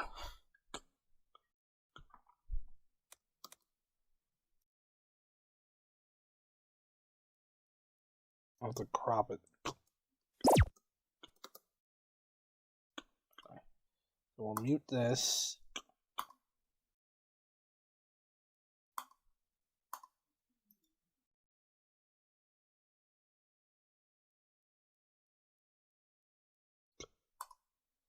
Okay, got it.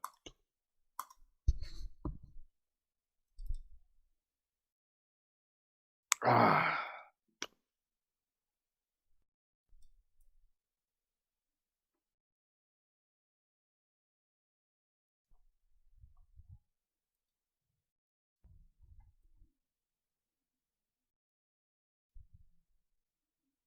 Gotcha.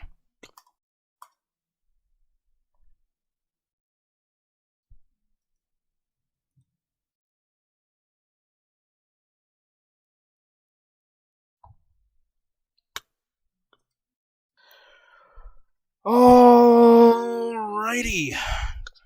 Finally getting somewhere.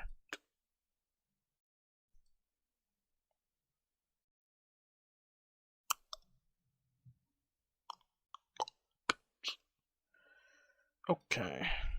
Where was I? Finally getting somewhere. It's only taking me half a millennium to do it. Okay.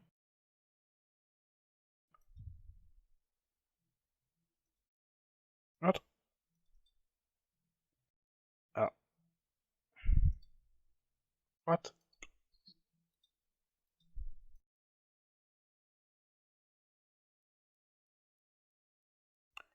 Okay.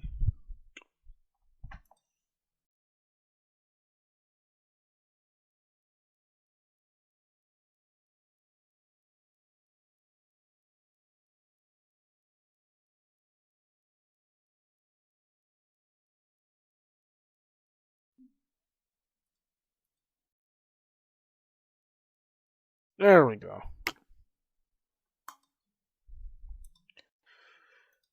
So.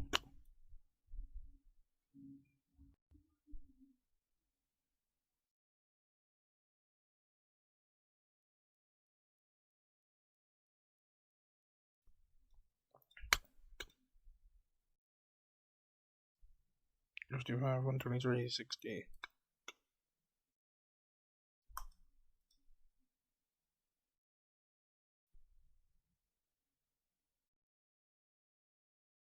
Well, we could paint over that. That doesn't matter.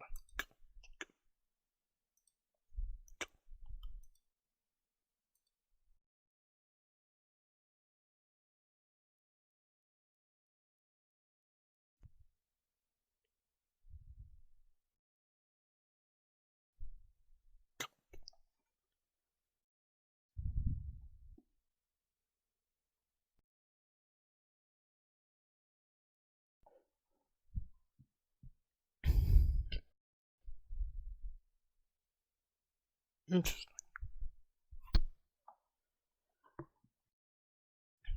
Okay, so we have a little bit of a animation frame thing going on. Okay.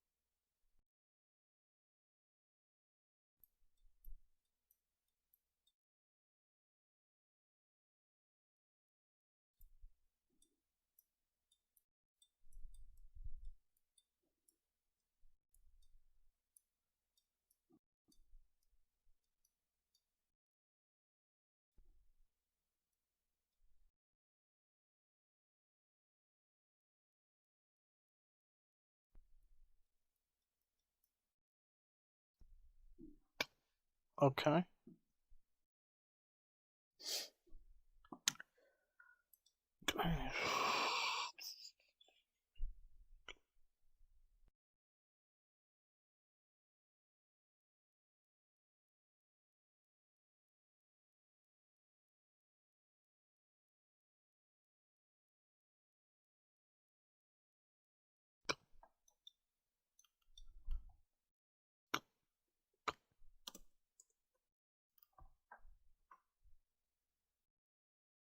Okay.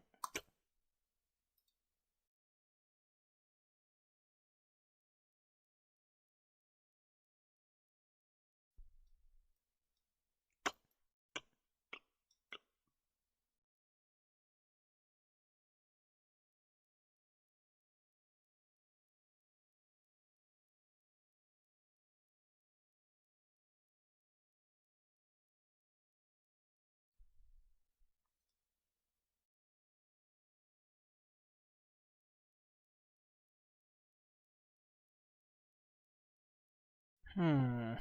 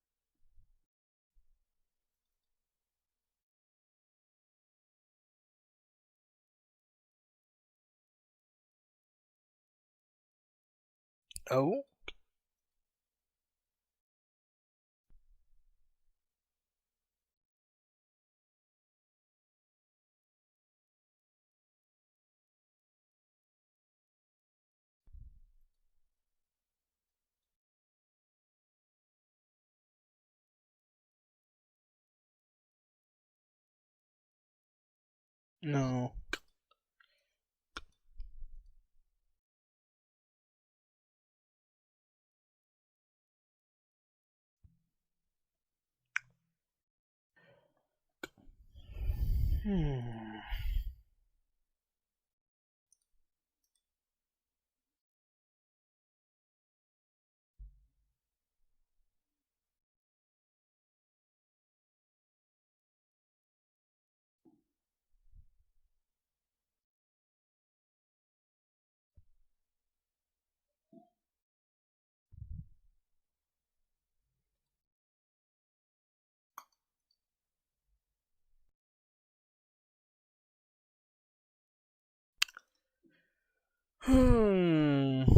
July decorations that were here as people were gathering. What they thought were fireworks, they say were actually gunshots. One person telling us that what he thought was a military salute was actually the sound of gunfire. And tonight, the community is shaken and hoping for answers and hoping that that suspect that has recently been identified will soon be captured. Lester? All right, Shaq Brewster tonight at the scene. As you have heard, there has been a late development in the manhunt. Authorities say they have located a person of interest. Justice correspondent Pete Williams has the latest on the investigation. Late today, after a nearly 10-hour manhunt, police said they found the car they believed was driven by someone they're calling a person of interest, a man police consider the shooting suspect. Subject did flee.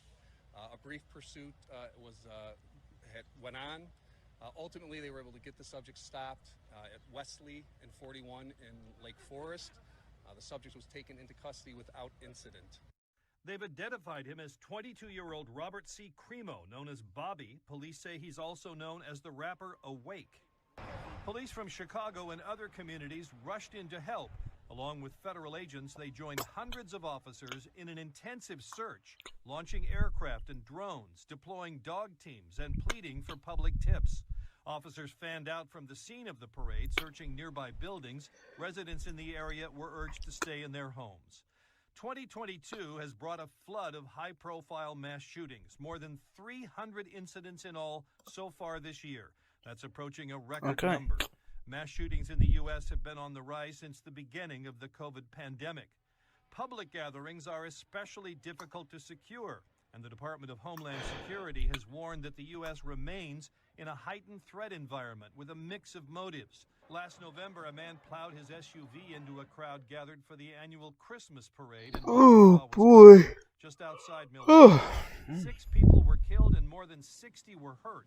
Police said the driver, angry and speeding away from a domestic dispute, targeted the crowd. Now the investigation begins into what the motive possibly could have been. Pete Williams, NBC News, Washington. We're joined now by Congressman Brad Schneider, who represents Highland Park. Congressman, thank you for being with us. My understanding, you were just pulling into Highland Park when the shooting broke out. Can you tell us what you saw and experienced? Sure. I mean, this is one of 5 Independence Day parades we do every year. It's a tradition here in town, and I just finished the first one and was coming into town for the second one when I was talking to my team, and they said shots just rang out. Everyone is scattering. I was probably half a mile away and went around the parade area. What I saw were people leaving the area in a hurried fashion. I think most people were in shock and unclear exactly what was happening. As Governor Pritzker called it, a monster with a high-powered assault weapon shattered what is an annual celebration of America's Independence Day with untold numbers of rounds, murdering 6 people and wounding at least 24 others. Police have said it was a high-powered weapon. You're saying it was a high-powered assault weapon? What I'm hearing is it's an assault weapon, but it's a high-powered weapon. It was from the description of the wounds and the injuries. People the injuries were devastating. I think we all look at a July 4th parade, especially in a small town, as about as American as it gets, a slice of Americana. How is that affecting you tonight as you look at what's happened? I'm devastated. This is one of my favorite holidays. And the 4th of July, the holiday parades are a time for everyone to come together and celebrate, to stand shoulder to shoulder. And in the midst of that, someone destroyed countless lives.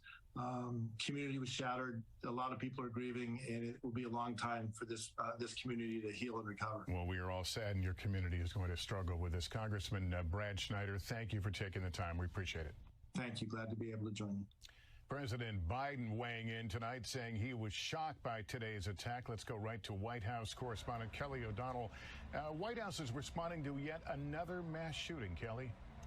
Lester, the president reached out by phone to speak with the Illinois governor and the mayor of Highland Park. He also surged federal resources to help, including in the search for the suspect. And the president also at the White House today spoke at a cookout for military families, but he only made a brief reference to today's shooting. He did talk about the signing the first gun safety-related measure in 30 years. That got applause from the crowd here, but that law includes expanded background checks for gun buyers under age 21. The president also said there is much more work to do. Lester? All right, Kelly. Trying to think. Akron, Ohio, and growing outrage over a deadly police shooting there. A state of emergency and curfew have been declared. The city released police video showing 8 officers firing on an unarmed black man. Here's Maggie Vespa. Mounting anger and a march to the mayor's house, demanding justice for Jayland Walker. The man shot dozens of times, authorities say, by 8 officers in Akron, Ohio. It hurt our heart to see that a young black man was gunned down. The mayor declaring a state of emergency after more protests overnight. Police appearing to deploy tear gas on a crowd enraged at new body cam video of Monday's deadly shooting. The family attorney says authorities told him an estimated 90 rounds were fired, leaving Jayland Walker with, authorities say, roughly 60 wounds on his body. They say the 25-year-old was unarmed when he was killed. In this case, there was an attack on my client. That was an attack. I understand the public's demand for information now. The 7-minute clip shows Walker's last moments, beginning with a high-speed chase. Police say officers tried to pull Walker over for an unspecified traffic violation, which was not shown on tape, but he sped off and allegedly fired at them. That vehicle just had a shot come out of its door. Police say you can see the flash from the gun from a security camera. The video shows Walker later ran from his car wearing a ski mask. Officers, investigators say, fired tasers but missed. Moments later, that fatal hail of bullets. Police saying the officers said they thought Walker was turning toward them, reaching for a gun. Adding they found a gun, not on him, but in his car. The family revealing Walker had recently lost his fiancée. Robert Hubbard was Walker's high school wrestling coach, tonight remembering him as a sweet kid. I've never seen him raise his voice in anger. To be shot down like that, like some type of a rabid animal. It was devastating. I still don't understand it. The 8 officers who have yet to be named are now on leave per standard protocol while the state investigates. Walker's family pleading for answers. We just want to know what happened and why did this have to happen to him. Maggie, as we noted a moment ago, Akron remains under a state of emergency with a mandatory curfew. Are officials anticipating unrest tonight? Lester, they are. You might be able to hear some protesters behind us in front of the police department here in Akron. Safe to say the entire city remains on edge. We saw police officers driving around in riot gear earlier today. All 4th of July celebrations here tonight remain canceled, and that curfew that you mentioned goes into effect at 9 p.m. All of this is that independent investigation into this shooting continues. No estimate, by the way, as to how long that will take. Lester. All right, Maggie Vespa, thank you. We are keeping an eye on a severe storm threat that could add to the holiday travel chaos we've been seeing all weekend at airports and on the roads. Tonight, severe storms expected from the northern Rockies to the upper Midwest. 16 million people could be affected. And tomorrow, 61 million people will be in the path of storms that could bring tornadoes, hail, heavy rain, and strong winds from Montana to Maryland, making travel a challenge in places. Have a look at this now. A spectacular crash this weekend at the British Grand Prix. Several cars collided on the first lap. The car driven by Zhou Guanyu flipped over, skidded down the track, then flipped over a barrier. Zhou was checked out at the hospital. He's fine. He says Formula One's titanium halo system saved his life. We're back in a moment with the survivor speaking out after a shark attack. We turn now to the shark danger lurking offshore this holiday weekend and some pretty incredible stories from survivors who were able to fight them off and escape. Kerry Sanders has the latest. Okay. Beaches along Nassau County reopened, but with an urgent message of caution. In a rare twist, a lifeguard here became the victim. 33-year-old Zach Gallo was mimicking a swimmer in distress, all part of a training exercise, when a shark bit his hand and left several sharp punctures to his chest. As I was treading water, felt that sharp pinch in my hand, and as I pulled my hand close to my chest, I just started hammer punching the water and connected with the shark a couple of times. Beachgoers today aware but undeterred. I saw a notification on my phone, but I thought, you know what? Let's not let this scare us. Let's just have a good time today.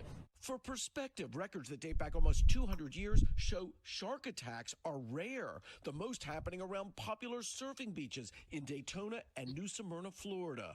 Another minor shark bite there just yesterday.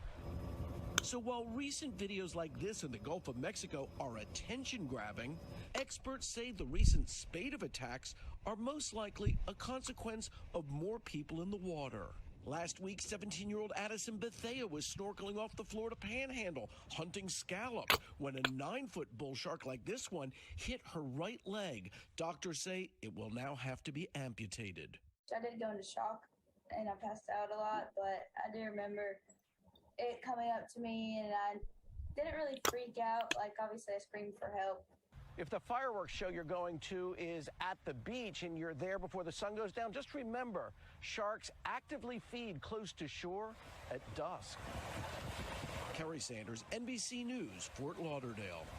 When we come back this Independence Day, no freedom from fear.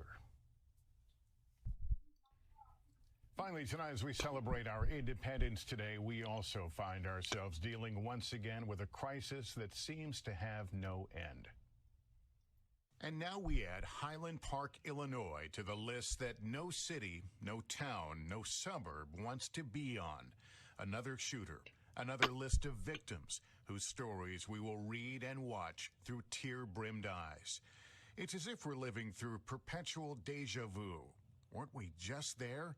In Uvalde, Texas, and Buffalo, New York, and in the dozens of places around the country where gun violence has taken innocent lives too soon. There is a particular pain that comes today, a day that is meant to be a celebration of the American experiment, an experiment that put the power So I have to of crop government it a in the bit hands more. of the people in the form of an incredible democratic republic. We expect fireworks today, not gunshots. Thus, the brief confusion survivors described as reality unfolded before them. The latest scene of mass fatalities and even more casualties. There is no easy answer to this recurring problem. But tonight, we mourn as a nation once again when we were meant to be celebrating. Tomorrow, I'll be reporting from the scene of today's mass shooting in Highland Park, Illinois. That's Nightly News for this Monday night. Thank you for watching, everyone. I'm Lester Holt. Please take care of yourself. And each other. Good night.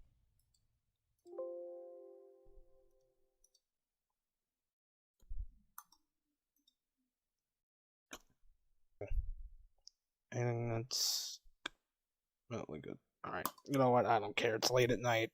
Show or I don't watch care it if people don't like him. I find it funny. We're going to talk about the media, specifically one increasingly influential member of it, Alex Jones, the Walter Cronkite of shrieking batshit gorilla clowns. And I know you may be thinking, there is nothing more I need to know about Alex Jones, because you've probably seen crazy clips like this. What do you think tap water is? It's a gay bomb, baby. And I'm not saying people didn't naturally have homosexual feelings. I'm not even getting into it. You think I'm like, shocked by it, so I'm up here bashing it because I don't like gay people? I don't like them putting chemicals in the water that turn friggin' frogs gay. Do you understand that? Serious crap. Wow. If he is that upset about a government conspiracy that is not happening, just imagine how upset he's going to be when he finds out about one that actually is. Like the fact that the government is turning raccoons bilingual. Oh, that's right. They're all fluent in French now, and they will be working that into conversation. And that famous clip is by no means an outlier. Jones is a charismatic performer who gets charged up on a regular basis, so there are plenty of lesser-known outbursts like this. My spirit gets close to that evil, and I feel it, and my whole spirit just goes,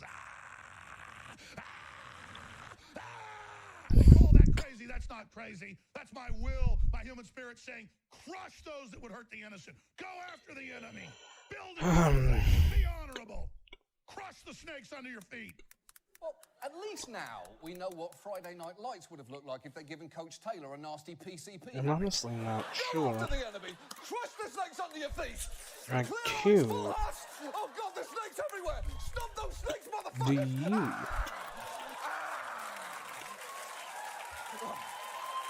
Now, look, ideally, the first thing you should know about the Alex Jones Show is nothing. But unfortunately, it is an important part of a lot of people's media diets. An estimated 6 million people listen to his radio show or watch it online every week. And we know at least one Jones fan seems to be current Russian ambassador to the United States, Donald Trump. He supposedly called Jones after the election, has tweeted content from InfoWars and one of its editors, and just a year and a half ago even appeared on his show. I just want to finish by saying your reputation's amazing. I will not let you down. You will be very, very impressed. I'm honestly not sure. Q, do you have an answer?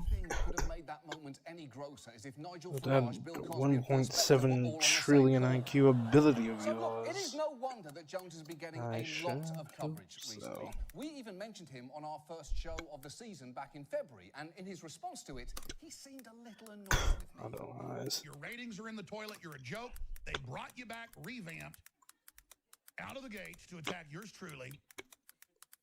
After you lectured us that Donald Trump could never win over and over again, because, you know, you're the intellectual. Everybody knows the British accent's intellectual, even though there's no facts behind it. And now you make fun of me out of context, and I'll go, look at this loon. Hey, boy, people want legitimacy. They want real. They want to hear somebody that can speak to them and touch them inside. Okay. Look, a few things there. One, don't call me boy. And two, my British accent does not sound intellectual. Believe me, I sound like a chimney sweep passing through a wood chipper. But I will give him this. Jones is right that too often people don't present him in his full context. So tonight, we are going to do that. And let's first set aside the key context that Alex Jones has repeatedly used his show to fuel speculation that the Sandy Hook massacre was staged by the government, which has been deeply hurtful for the parents of those children over the years. That is disgusting, and it should be disqualifying in terms of ever taking him seriously. Sadly, doing things that disqualify you from being taken seriously doesn't really seem to be much of a thing anymore. But there is a piece of context you may be less aware of, and that concerns the nature of Jones's show itself. It is 4 hours long.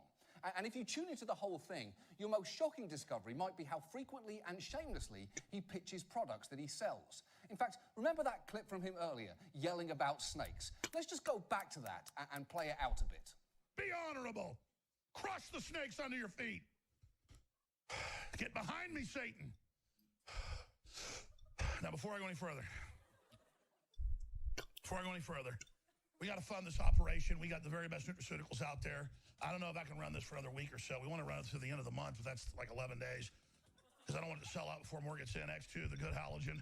20% off InfoWarsLife.com, InfoWarsLife.com, InfoWarsLife.com.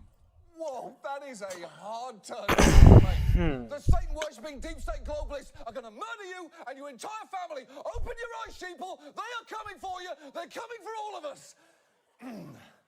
But first, McGillicuddy's oatmeal. The perfect way to start your day. And look, that clip is not an anomaly. In 1 week of recent broadcasts on his site, we found he spent nearly a quarter of the time either talking about or playing ads for his products, or pointing you to the InfoWars store. And if you have never gone shopping on InfoWars, you are in for whatever the exact opposite of a treat is. Because there's the kind of survival gear that you would expect, alongside more surprising items like organic shampoo, body wash, and deodorant, as well as products like Combat One Tactical Bath Wipes, a $10 pack of moist towelettes that can be used anywhere needed, including the perineal area, which, if you're wondering, is this region right here. That's right. Alex Jones is trying to sell you sloppy wet rags for your taint, and that you know the truth. That truth, by the way, you just spent $6 on a whistle. Oh, that's right, we bought this. And by the way, our order came with a free 9/11 was an inside job bumper sticker that we most assuredly did not ask for. And look, radio hosts doing ads is not inherently unusual, but since 2013, Jones has increasingly focused on promoting his own products, which he sells on his site under his InfoWars. All right, we're back. How long that talk?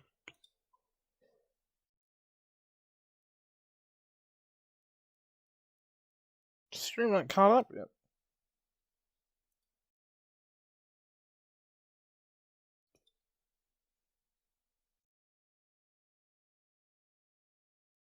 Oh, there we go. Okay.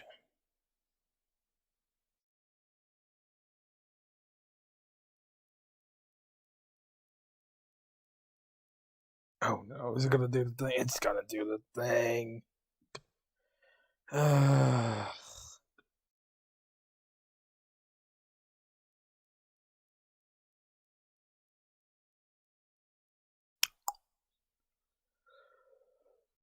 Okay.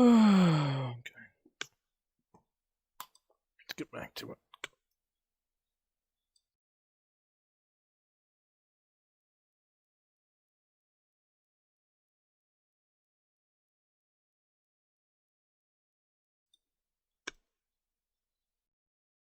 We're talking about spaceships, something I know a lot of you guys like, and I gotta say, we've been focusing. Hey guys, this is Justin. Hello and welcome to another video. This is a fun one today because we're talking about spaceships, something I know a lot of you guys like, and I gotta say, Calamity, are you more sure? on lore on this channel lately compared to news, and it's been a nice sort of return to form. On that note, if there's anything you'd like to see me cover in the next few weeks, please let me know down in the comments. Alright, so I'm honestly features that not Star sure. Wars ships IQ, should do have you have an employed more answer frequently. In this that video, 11.7 trillion on IQ one ability main of feature. yours? That is the idea of a I sure super hope so. heavy cannon. Otherwise, There are a we're few just ships in going to Star Wars which have one taking or shots in the sometimes dark. two main guns, which are limited in some capacity but which can inflict a lot of damage. In Battle of the Dreadnoughts, for example, we gave our Eclipse class not only a super laser but a super heavy turbo laser. That's the sort of thing I'm talking about here. I think the best and my favorite example of this is from a somewhat surprising source, the Munificent class frigate. If you take a look at this cross section here, you can see that much of the Munificent's prow is made up by a pair of extremely heavy, very large turbo laser cannons. These are obviously very, very powerful, but also limited. This is what the cross section itself says. Powerful forward laser cannon is slow to maneuver, but deadly to larger warships. There's a nice bit of symmetry here as the Recusant, the CIS destroyer, also has a large turbo laser cannon. You can imagine that the Recusant and the Munificent are probably sacrificing power to other cannons in order to mount and be able to fire these ones, but these probably are very long range. They would do exceptional damage, and just generally, the most important thing is they make the ship more interesting. I mean, the cross section, which is known to be an exaggeration, says 2 huge turbo laser cannons can melt an ice moon measuring 1,000 kilometers in diameter or pierce the shields of a 10-kilometer wide grade 3 battle station. Do I believe that fits with the rest of the lore? Not really, but the main point is, although the Munificent itself isn't a wholly impressive vessel, these cannons cannot be scoffed at. When it comes to an out-of-universe perspective, this is neat because you know what the Munificent can do, but also how it's vulnerable. You're sort of given expectations for how the ship can act, how it should be deployed, all of those things. Like from an in-universe point of view, you'd probably want the Munificent within a larger battle group, probably in the middle of a formation, but to the rear so it can fire off its massive guns, but not take fire itself, as it is a somewhat lighter vessel compared to something like the Providence. And when you have enough ships with weird quirks, from an out-of-universe perspective, battles just get more interesting. Compare that with what we usually get, whether in the Battle of Endor or even the Battle of Coruscant, which, yes, featured Munificents. In those battles, there's really no difference between a Mon Calamari cruiser or an Imperial Star Destroyer. They're basically just ships, might as well be circular, which give off fire. If used properly, the cannon gives a lot of depth possibilities, not only for out-of-universe, as I'm mentioning, but again, also in-universe tactics. So the Munificent and Recusant are both, I think, good examples, and my favorite example of this idea of heavy cannons, but do see something on a much smaller scale with the Star Destroyer, especially the Imperial II. This isn't really represented in the films, but the Imperial II class Star Destroyer has very large gun batteries on either side of the superstructure, the octuple barbette cannons, as they're called, and these would represent a lot of the Star Destroyer's firepower. Again, not really used in the lore, but we do see a cool example from this fan-made TIE Fighter short film by Oda King, which I'll link down below, where once these guns come into play, the battle is pretty much over. I don't think these really represent what I'm talking about though, but it is sort of an interesting look at it on a smaller scale. The fan-made Peltast by Corey Luces and his team is probably the best example of a ship built around a single heavy cannon. This is essentially the Chiss sniper ship, and most of its lethality actually comes from this super long Mega Mazer. Somewhat similarly, in Legends, the Keldabe class battleship has a pair of mass drivers which can outrange and significantly outdamage its other weapons, and even something like the Anakin Solo, which was a modified Star Destroyer, had what were called upgraded long-range turbo lasers, which just gave it so much more versatility in battle. Not every ship needs to be the Keldabe or even the Munificent, but within fleets, I think it'd be more interesting if Star Wars did throw in specialized long-range ships built around single heavy cannons or double heavy cannons. I think both from within universe and without, it makes formations and battles more interesting, and it's just a cool thing to do. This idea is, I think, somewhat distinct from super weapon ships, things like the Eclipse or the Malevolence, which are built around a single super weapon. I don't really like super weapon ships very much because you get something like the Zeiston or the Conqueror, which just seem goofy and seems out of line with the strength of ships in the rest of the universe. Perhaps a closer comparison would, however, be something like a torpedo sphere, which is heavily specialized in the torpedo sphere's case for breaking through planetary shields, and thus has unique and specialized weaponry. If we're sticking to in-universe though, I think there are other technologies that way more ships should have used. I want to do more of these in future videos, but probably the best example that I've always thought about is interdiction mines. We see these in the courtship of Princess Leia. Basically, the Alliance wants to trap Warlord Zinj over Dathomir, and the Hapens employ interdiction mines. These are very useful and an interesting bit of technology, where something like an interdictor cruiser basically turns on a mass shadow generator and prevents people from jumping to hyperspace. Interdiction mines create much smaller interdiction fields, which are most effective when used together. The benefit is, although you are giving up some of your ship's storage space, you don't have the massive power requirements that something like an interdiction Star Destroyer would. They're also more easily deployed, and they don't really take away from your ship's fighting ability. The downside is, unlike an interdiction generator, once the mines are turned on, they cannot be turned off manually and essentially run until they run out of power. I believe it's about 15 minutes or so. So not only is your opponent stuck, but you are as well. I do think this would work exceptionally well for someone like the Empire. Even if they just carried 2 or 3 of these mines on each Star Destroyer, they could deploy it to really slow down Rebel hit and run attacks, in my opinion. I've got other ideas, but that's all I really feel like sharing today. Let me know if there's something you want to see me talk about or something you'd like to see. Let me refresh this. Here we go.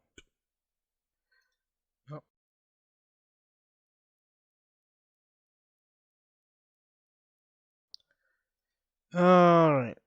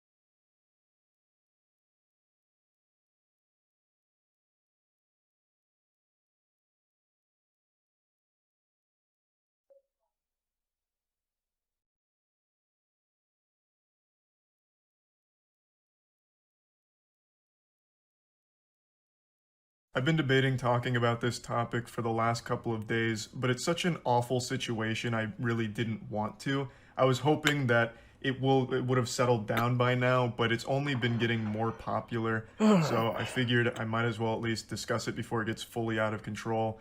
Right now, the worst content creators on YouTube are getting millions of views and making thousands of dollars by following one disgusting, shameful trend. And I know that sounds like one of those old banner ads on porn sites. This ugly piece of shit's fucking hot moms in your area, and you can too. Doctors hate him. Click here to find out how. But unlike those ads, I'm not making this up or exaggerating. Right now, there are tons of degenerate loser scumbags that are I'm honestly trying not to use the passing of Technoblade as a way of gaining subscribers and making lots of money, either by clickbaiting videos with Technoblade in the title, or by making 10 or 20 plus videos all about the passing of Technoblade in order to get the maximum juice for the squeeze from the AdSense. It's so disgusting and shameful. It's fucking vile. I'm certain all of you have heard by now, but just in case, Technoblade was a very large creator on YouTube. He had a massive audience and was a very influential and inspirational creator to a lot of people and channels. And unfortunately, he passed away recently. His father made a heartbreaking video going over the whole situation, and it's just been really sad. So obviously a lot of people on the internet have been mourning the loss of Technoblade. However, there's been some extremely twisted, sick fucks that have tried to use this situation as a way of financially gaining. It's like some actual villain shit. Like Mr. Krabs with dollar signs in his eyes once they saw that Technoblade passed. They immediately started making videos on it, clickbaiting him, and really trying their best to capitalize off the passing of an absolutely great person.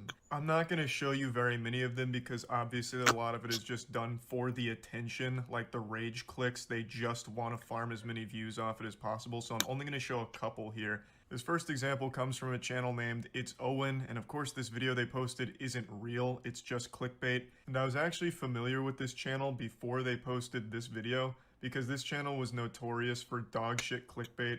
He'd constantly post things like, I met Mr. Beast and he was very mean to me, even spit on me, parentheses, very rude.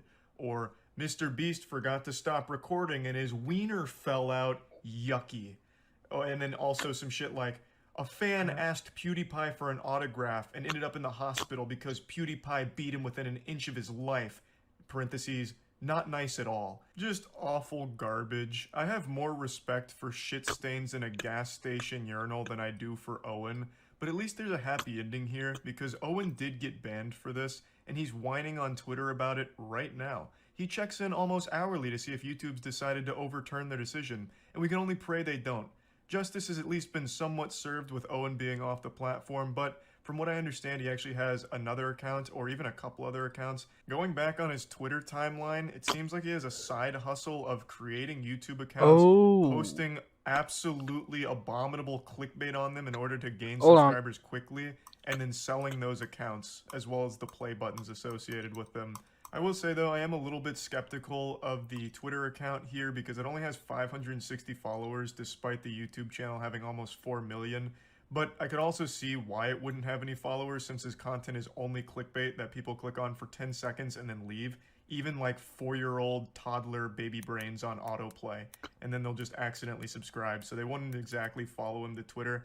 And he is having like a dialogue with YouTube, so I'm assuming this is the legitimate account. His newest post is also super embarrassing. It just says "new bitch" with him pinching a girl's ass. I don't know how people get delusional enough like this to think that these pictures are cool. I guess in his head he thought this was pure epic style flex, but in reality he just looks really goofy and silly. He's wearing a fucking hat that says icon on it, despite no one knowing who he is. He is a faceless clickbaiter.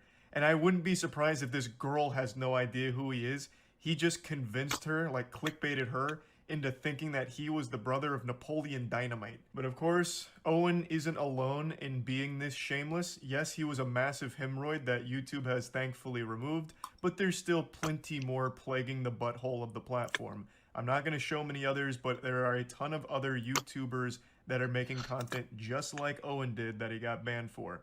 Clickbaiting the passing of Technoblade. Now let me move on to the next big channel that I'd like to show you. This is Dream SMP Official, except it's not official, and it's just doing the best it can to monetize the passing of Technoblade. They have posted 25 Technoblade videos since his passing. My heart goes out to his family and loved ones. Hug those that are close to you. Tell the ones that you love them. That's the content that he's posting around the passing of Technoblade. A screenshot of Dream SMP member posts being read by text-to-speech. And he posts a video on it and monetizes it. He has made thousands of dollars from this over just the last 4 or 5 days. And I believe Microsoft Sam is entitled to at least a good portion of that because he's got text-to-speech working overtime on this shit. Posted 25 videos on the passing of Technoblade. And this is operated by one person whose name is Runalong.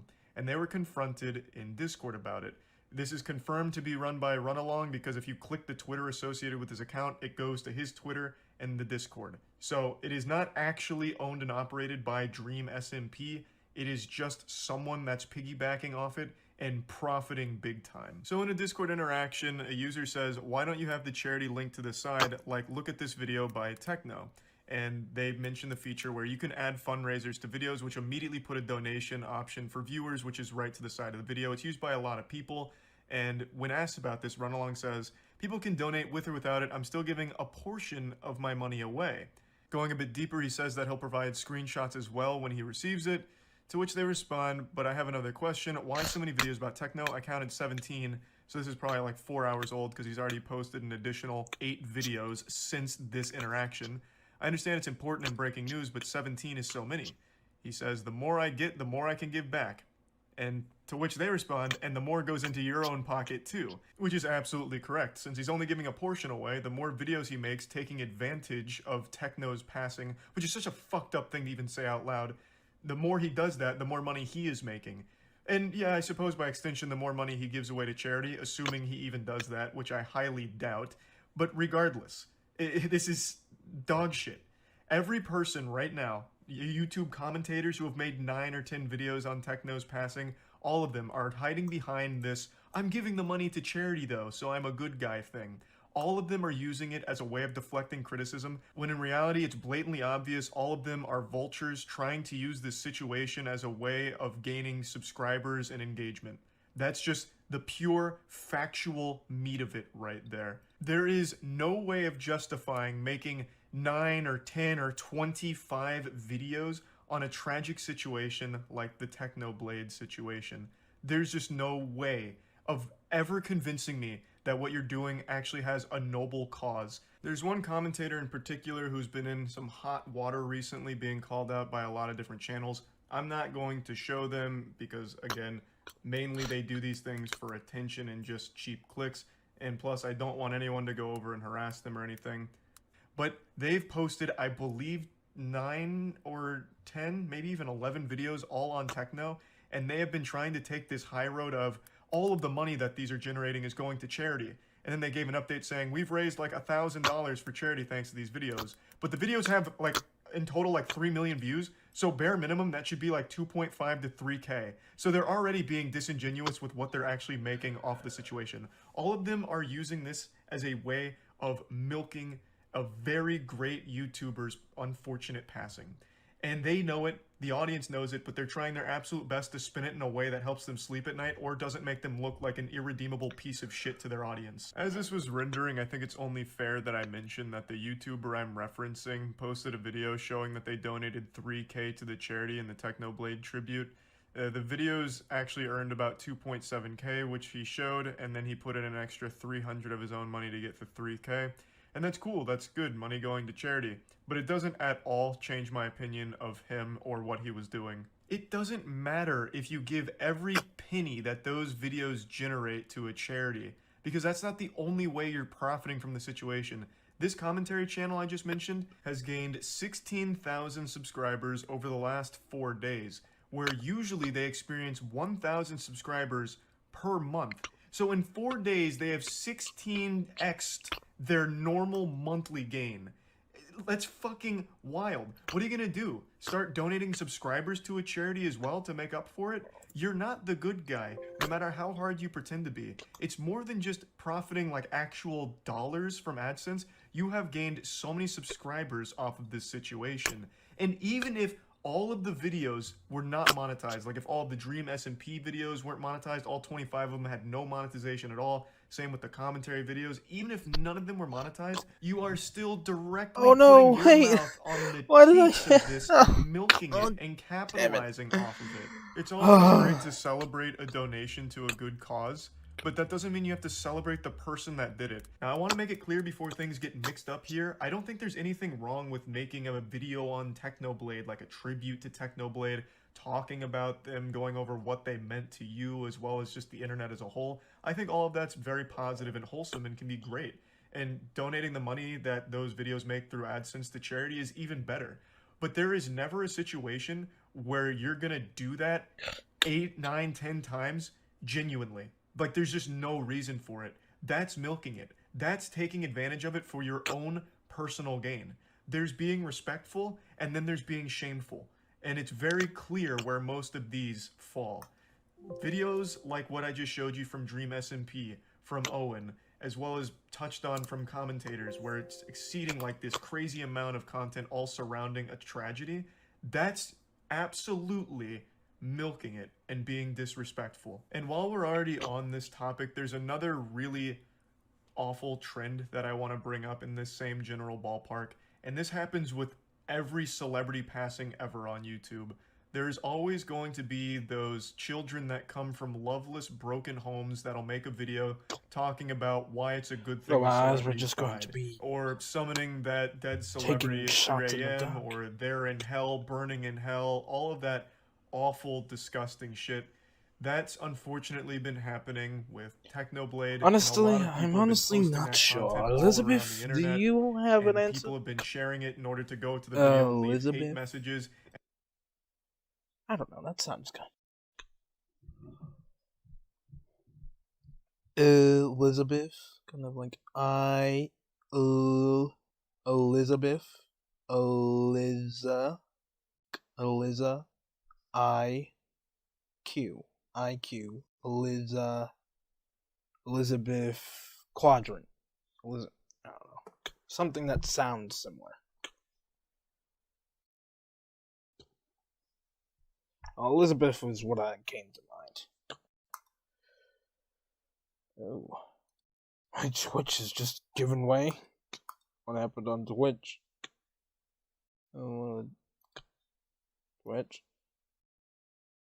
Twitch seems to be okay.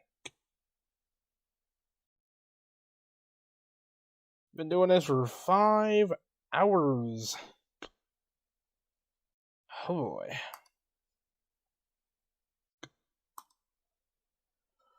Granted, there was 2 big breaks in between. Oh, God.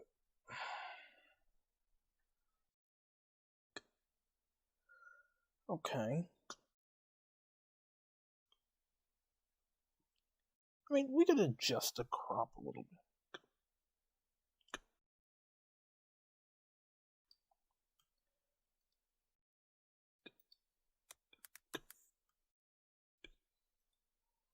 Okay. Well, I'm adjusting it a little bit more. I want it to look nice.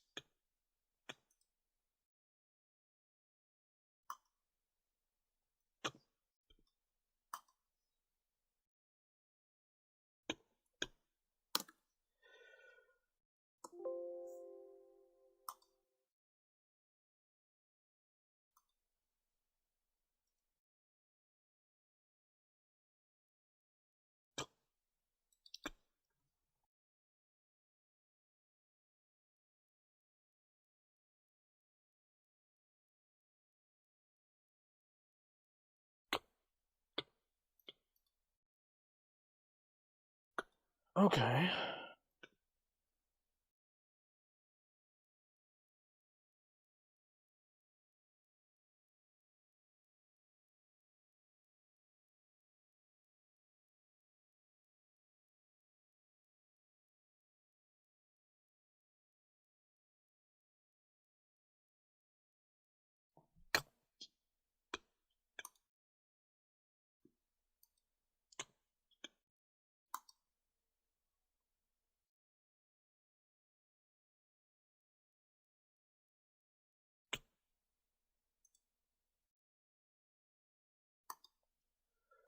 Okay.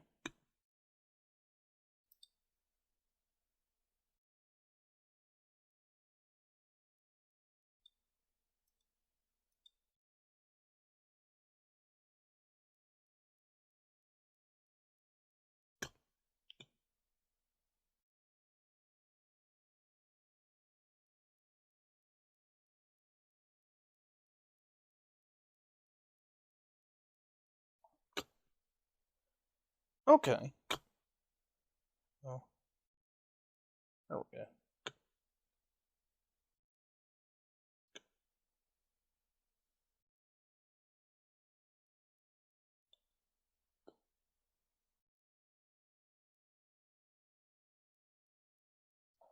Obviously, Calamity's winning.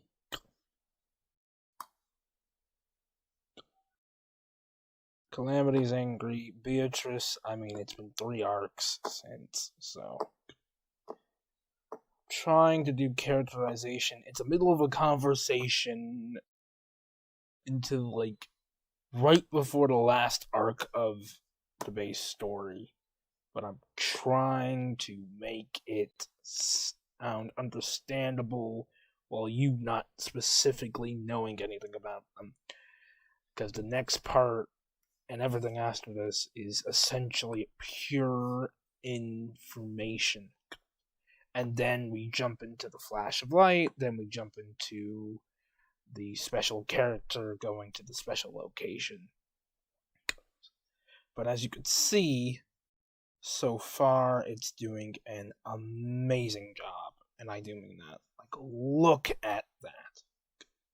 Right? Doesn't that look good? I think that looks good.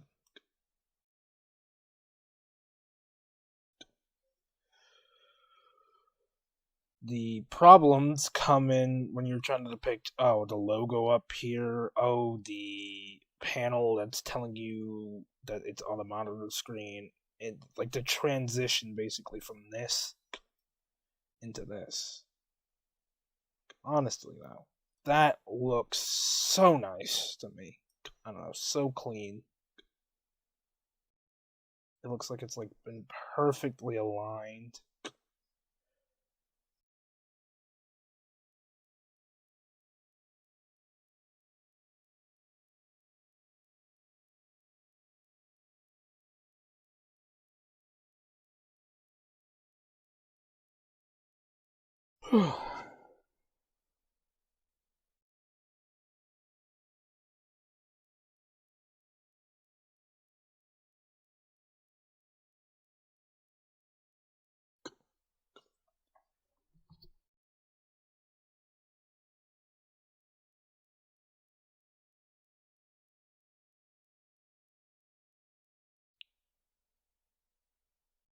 Konami, they're usually like, this is after the event, and then they learn about the particle verse and all that.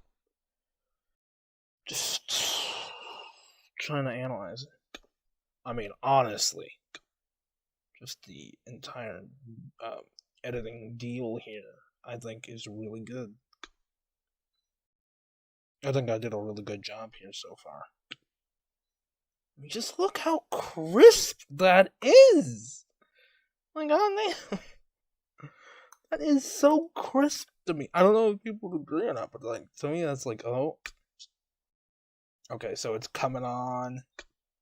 You got their images, then it renders what they're saying. I don't want to drag it out or just saying their names.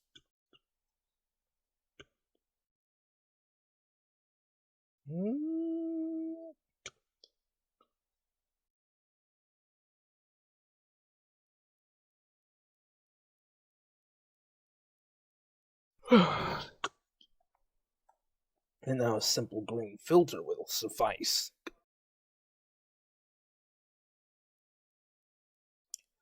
Needless to say, I am very intrigued as to what I plan to do next.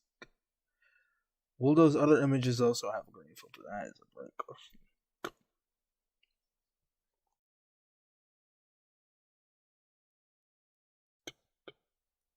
Supposed to be like a voice call type thing.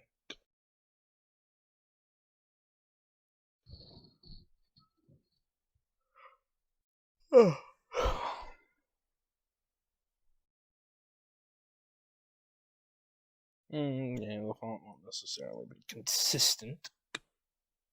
We can take a look back and see if we can find it.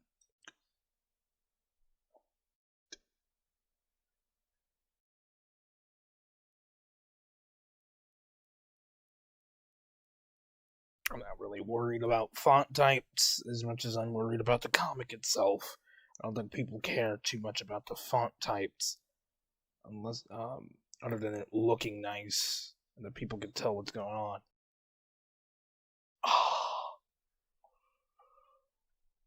I'm not even sure there will be another voice call like this. Not between these two.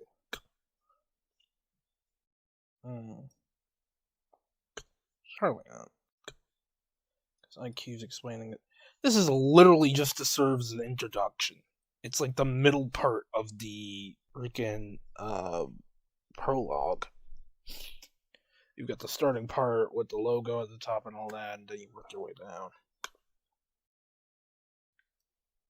I take a little while. Jesus.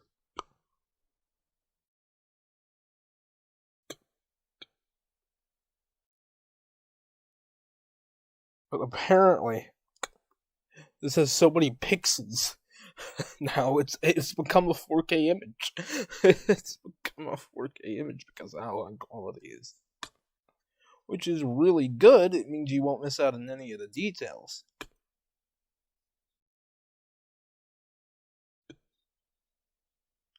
Just transitioning, boom.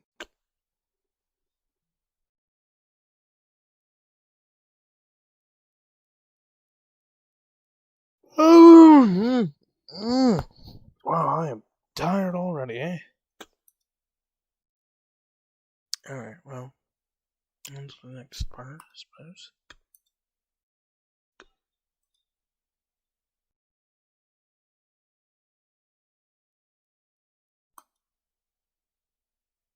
By developing a connection with the characters. The gang in Bebop choose to get involved in this and choose how specifically to handle everything that happens, and Spike even deliberately chooses to put himself in way more danger to try to help someone else. What these decisions are and why they make them are interesting. The story of this movie is what we call character-driven. In this opening scene, Ruby never actually has to make a choice. She just happens to be there, just happens to be a badass anime warrior who can beat these guys easily, and then just happens to be seen doing it by a professor at Anime Hogwarts who refers her to the headmaster. Ruby gets into this school and is therefore present for the rest of the plot of the show because she happened to be in a store while it was being robbed. This isn't character-driven story writing. This is coincidence-driven story writing. Also, about this scene where Ruby is like being interrogated by Glinda and Gandalf Goku. They're like in this dimly lit chamber, like it's a prison or something. But then it turns out that she was brought here to be invited to a school. Hello. Nice to meet you. You want to come to my school? Why is it shot and lit like an interrogation? Where are they? Is this like a safe house that this guy has? Okay, there actually is an explanation for why this scene is like this, and we're gonna get into it. Don't you worry, it's a doozy. So the issue with the dust store robbery is that Ruby doesn't actually choose to do anything. A fight happens at her, and she wins. To be honest, that's basically the entire plot of the show, except sometimes the fight happens at someone else we barely know. So the issue with this scene is lack of characterization, and this isn't a failure of the writing of the specific scene, but a more general problem with the way the creative leads treat the characters. Ruby hasn't been made a particularly interesting person. She has a cool gun and is good at fighting and wants to be a hero, and that's about it. Your book. Does it have a name? It's about a man with two souls. I love books. I love books. Our main character, ladies and gentlemen. Coming up with compelling characters who make interesting decisions is basically the core job of stories. Ruby is effectively a blank slate, so she's just not interesting except when she's physically doing something interesting with her cool gun, like bouncing in the air using its blowback to slow her descent. That's interesting. For a couple of seconds. Ruby's so poorly characterized that the writers are still making up their minds multiple seasons in, to the point that even what little we do know about her gets rewritten to try to make her more interesting than she first appeared. For example, when Ruby falls into the plot, she doesn't have a weapon with her, but luckily, as we've seen, she's an expert at hand-to-hand combat and can easily dispatch the... Oh, wait. Between these two scenes, the writers decided it would be more interesting for Ruby to be useless without her weapon. Wow, you are much more manageable without that oversized gardening tool of yours. So now we're in a situation where characters' basic abilities are being rewritten on a whim to try to make the story more interesting. And maybe it is more interesting, and all you have to do to engage with this new story is forget the events of the very first scene in the show. So what little characterization is happening in this scene gets rewritten later. This means even in potentially cool scenes taken directly from one of the best anime ever, the scene doesn't work because the character doesn't have an opportunity to act, to make choices. So yeah, I'm gonna say this scene doesn't work very well because it doesn't have any decently thought out characters in it, and therefore has nothing to tell or show us about them except for the basic aesthetic design of Ruby and her weapon and the coolness of the fight animations. So the writers evidently had seen the opening of Cowboy Bebop the movie, enjoyed it because it's great, nice, and decided to start their show in a similar way, but didn't know why Cowboy Bebop's opening actually worked so well, so they just borrowed the surface components, store robbery, acting distracted, headphones, and cool fight, without using them in a way that does anything specific for the audience. Now, you could say, well, how do you know this is the scene that inspired them? What if the scenes just happen to be similar? Well, if that's the case, the scene still doesn't work, and the comparison still shows how much better the scene could have been if it was being used for actual characterization. But yeah, maybe the similarities are accidental. To prove they aren't, I'd have to somehow demonstrate the creators had seen Cowboy Bebop, and there's just no easy way If I'd recommend a show to someone looking to get into anime, I'd go with my personal favorite, Cowboy Bebop, because I think it's got enough like Western stuff going on. Just say Spike. I'm just gonna say Spike Spiegel from Cowboy Bebop because he's just like water and he's so cool. My favorite is Cowboy Bebop. My favorite anime is My favorite anime is Cowboy Bebop, and although it's not technically an anime, I also love Avatar: The Last Airbender. Avatar, Okay, so I'm gonna go out on a limb here and say maybe Miles was inspired by his favorite anime while trying to write an anime. You know what? I keep falling back to Bebop, but you shouldn't just run away from your past. Sometimes you just gotta deal with the problems that you started, and if you don't, they will catch up with you. Keep in mind, well, since these are framed images, placeholders, which is literally defined in the plot, these are not one-to-one images. It's the computer coming up with the closest representation.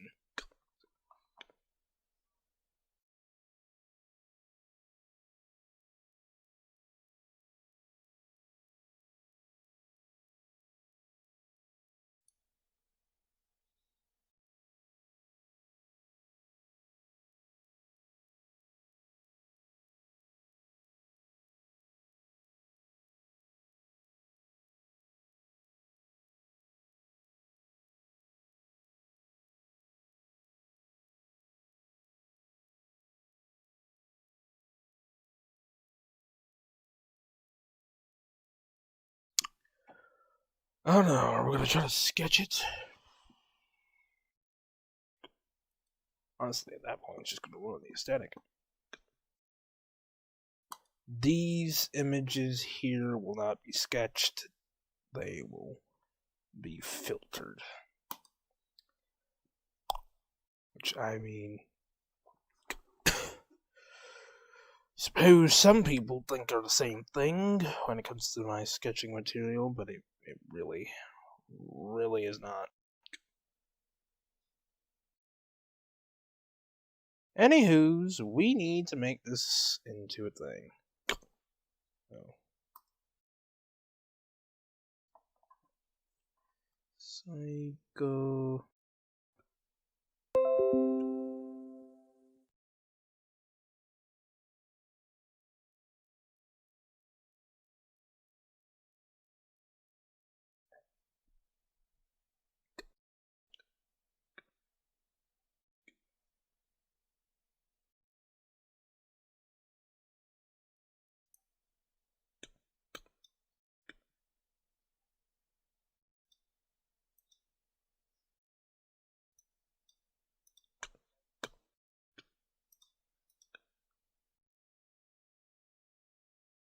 Divide 123, 66.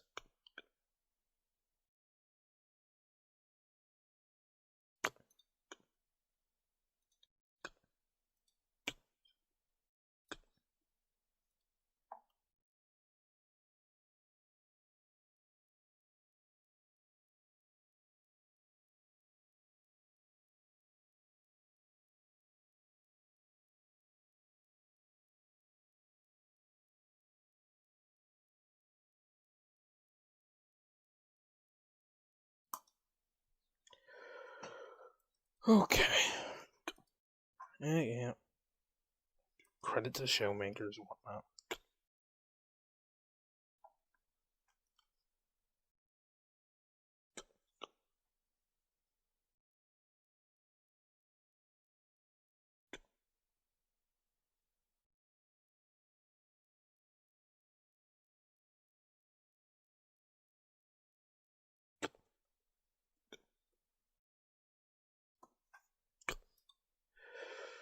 Alright.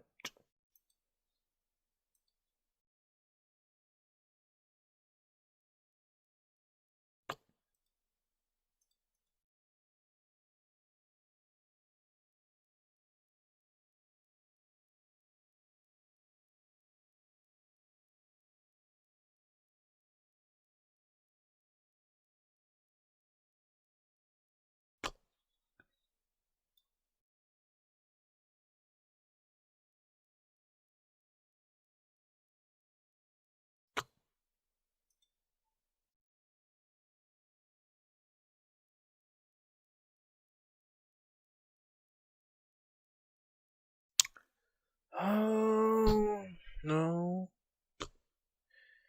Oh, I have an idea. That won't work. That one that one just looks way too cheap.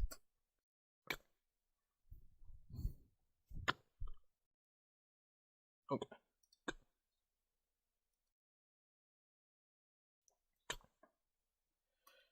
There it might be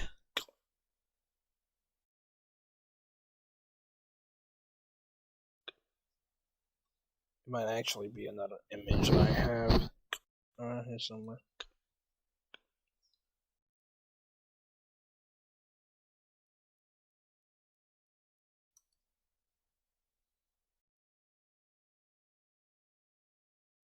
Oh, editing.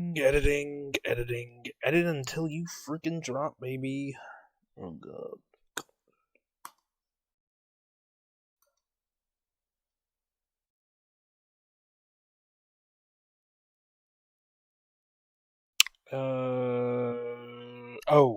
Oh, it's in storage. Fucking hell.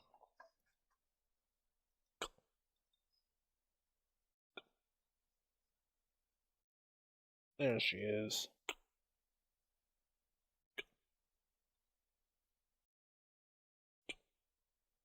Ah.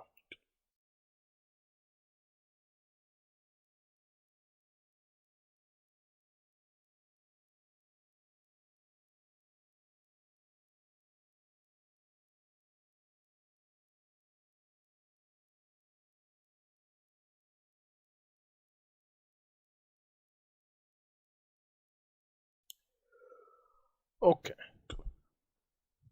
So, story-wise, it makes sense why we're doing it like this. And we will keep that.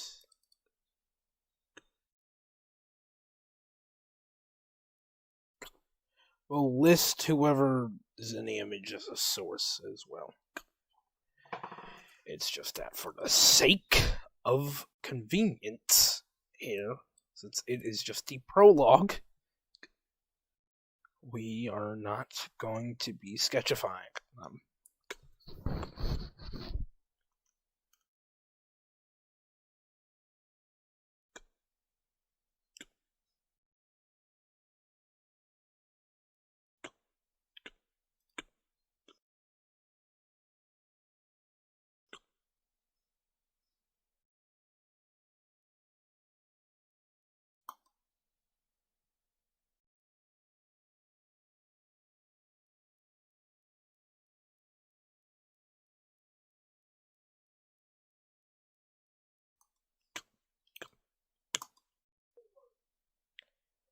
Alright.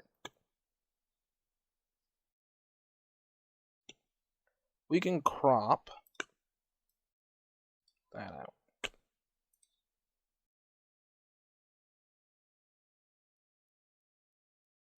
We can color stamp that out.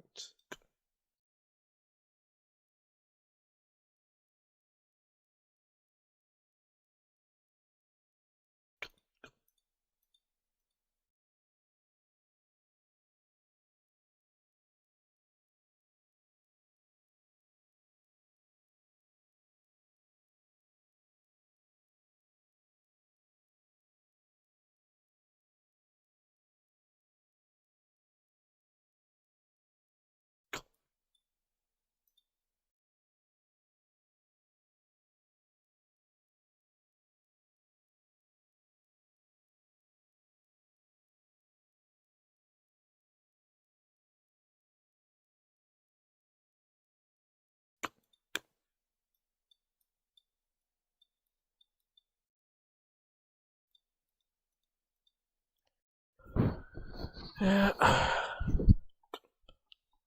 That's for the sake of clarity here, just to make this simpler on ourselves, is essentially the whole point, is to make it simpler.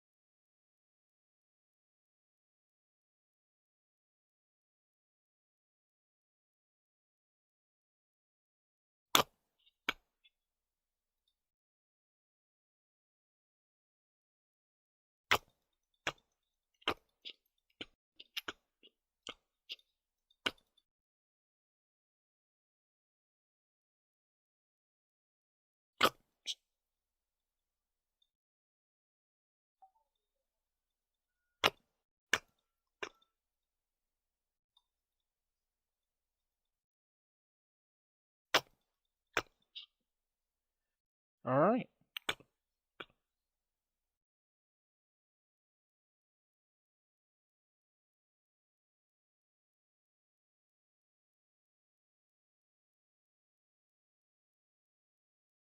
Okie dokie.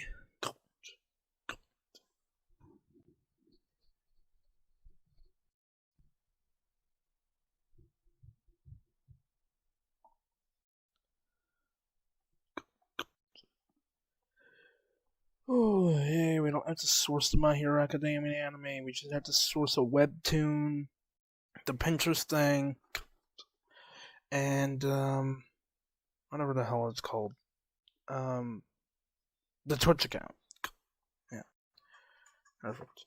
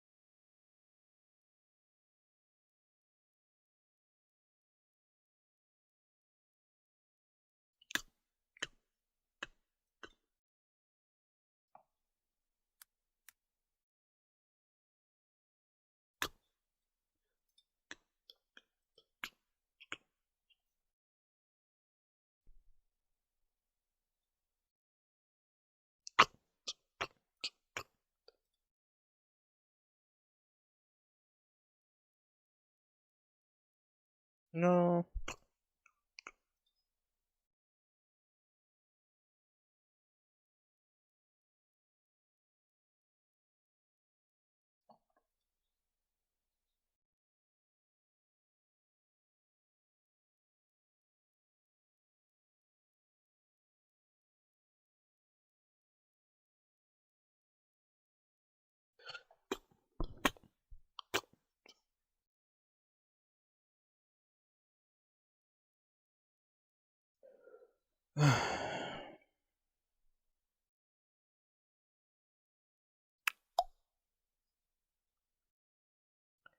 This is where it gets complicated. Oh, this is where it gets complicated. The hardest part of this.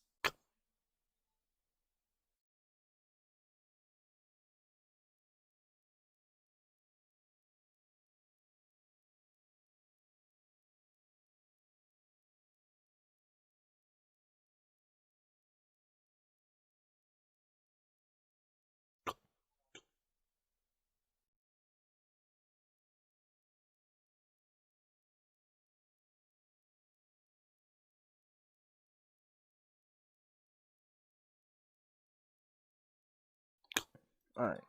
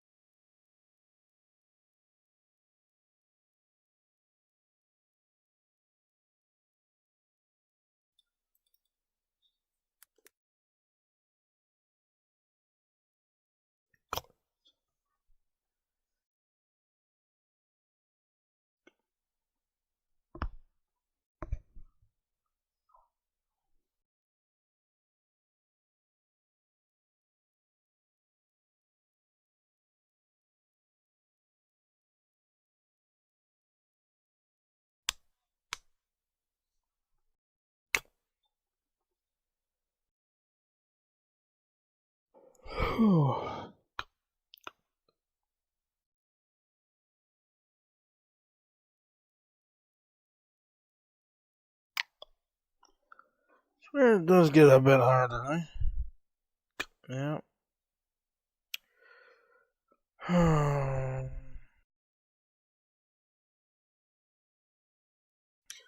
Man, is it a pain in the ass. But when it's done, maybe people just like the results of things more. I mean, I suppose that's scientific enough. Nobody wants to watch this, not unless you're well known, I suppose. I'm still gonna do it anyways. People could look back and get a relative idea of what I'm doing. Obviously, I'm taking a long ass time. Granted, the formatting I'm doing here is kind of unique. And it's just for one section.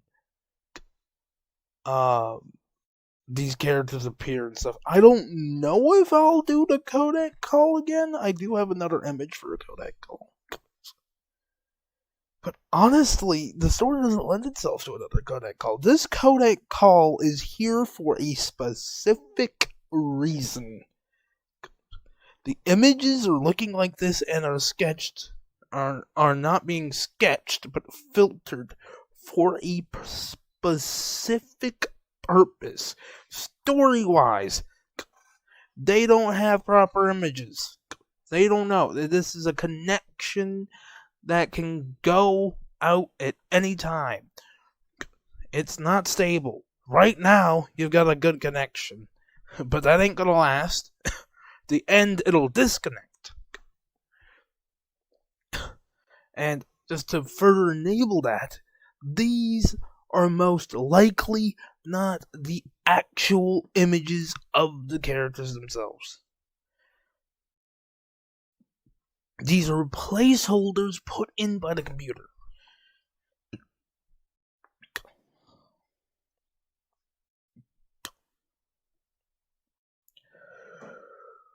Oh, lordy. Oh, lordy. Let me tell you something. This is painful, but by golly, once you start looking at it, you're like, wait, the thing that I was thinking in my mind that we could do is actually happening. And you're like, yeah, it is. Yeah, it is. It's just like, wow. Granted, we couldn't use sketched images, it'd take too long, right? For one scene using sketched items? No. See, there's a difference between, like, one specific scene made for a specific purpose, and then what's coming up next. What's coming up next is very different. What's coming before this is different for a short period of time, and then before that's the, logo and all that. Logo, title card, all that. Will be temporary because I don't know how to make a crest with infinity on it. Not yet.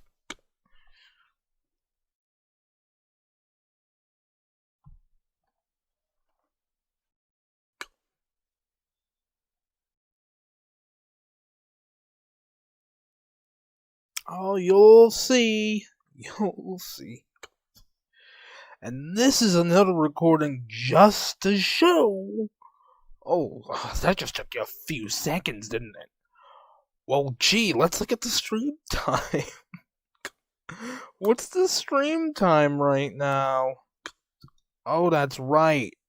5 hours. 5 hours. Do I expect everyone to check in right now? No, clearly not. But progress is being made. And I will show you the fruits of my labor. It's just gonna take a little while. since nobody's watching this right now, essentially, I have free reign over the story here. Meaning, since you never watched this, there's no way you'll know the work's been put in. You could see there's a stream showing the work put in, but you have no idea what the story's about. Well, I mean, technically, you're not supposed to have any idea of the story about in this green section here. But this is just a video call, or voice call, I mean. It will, change. And that's the very important thing there, is that, it will change. This isn't actually a story, this is a little tidbit of information that you need to know about a story, which is, gosh darn, infinitely big thanks to this technology. I mean, no one's going to see it coming. Like, wait, this guy is over here? Why would you start with this guy if this is the setting? You're gonna try to redeem this guy? Are you out of your mind? You know how, like, badly ridden he was and all that? I'm gonna hear that. I'm gonna probably hear something similar like that once I make more progress. And guess what you need this for? That's right, animation. If you lay it out in a manga format and you got a general idea of what is going on, you can focus your brain more on making the animation and not overtly adjusting everything. So, what is important about that? Why is it important to make the manga first? Well, you've got a story outline. So, everything I'm making here can now be transformed into an animation. Now, I have a feeling the animation will do better than the, what would you call it? The manga. Yeah. Because pretty much, once you see what's going on, it'll become like, manga's slang for just drawings in general, and anime is slang for just animations in general. Because I can do it all now, baby! I can do it all with the power of artificial intelligence and a good bit of editing elbow grease.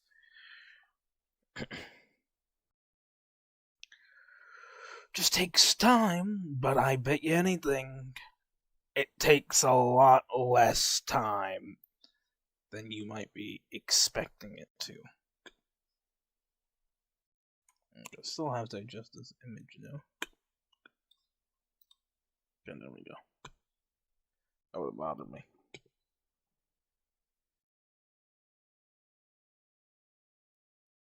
Oh, I think that's gonna bother me too, honestly.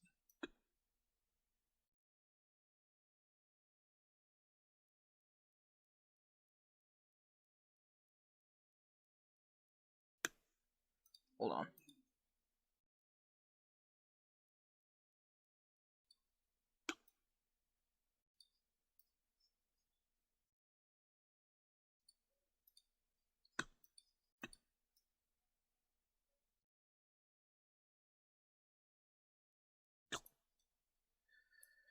Okay. Trying to just adjust it here a little bit. Is that the sweet spot? No, not quite.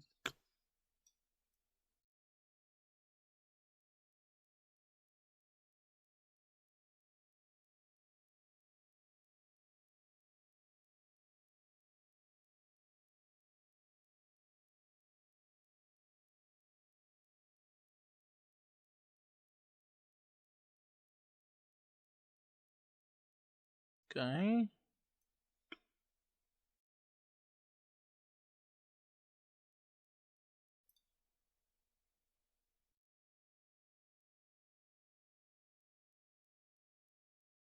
Well, that's a lot less noticeable.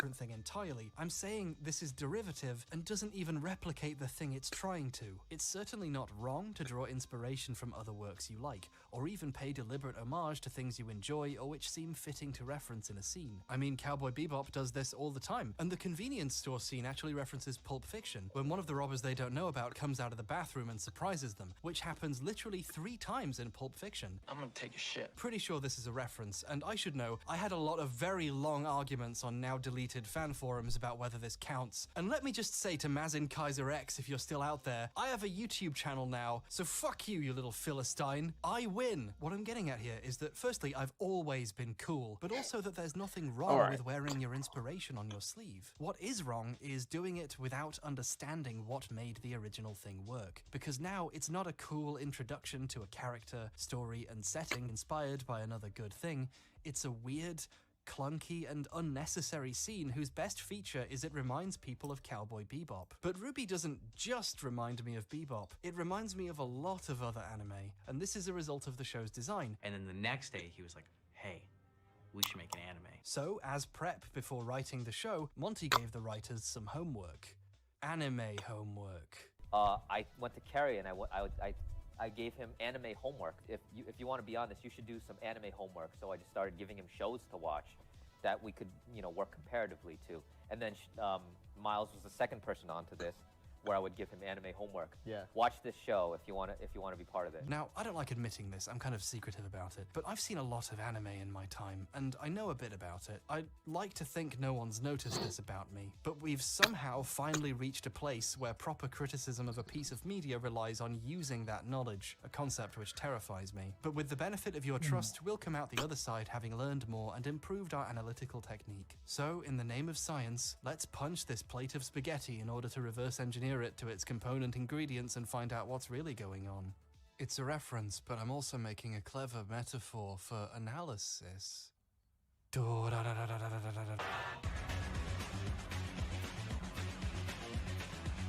Ruby is inspired by anime, not just in terms of visuals, but more directly by the tropes and idioms and basic story elements of shows the creators liked, or at least how were she told would to do watch. it, The problem because is it draws sure, we can jump right into that, but we need...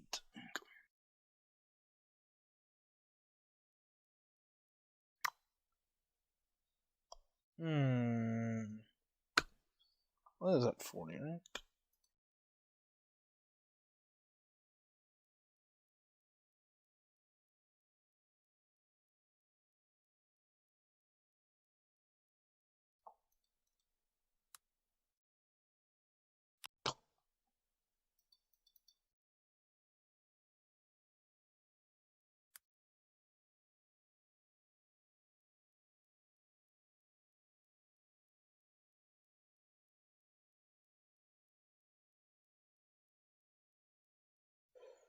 Okay.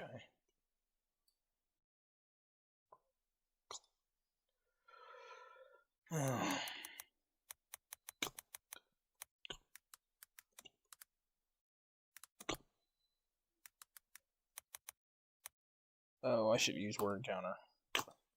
Hold on. Oh, shit.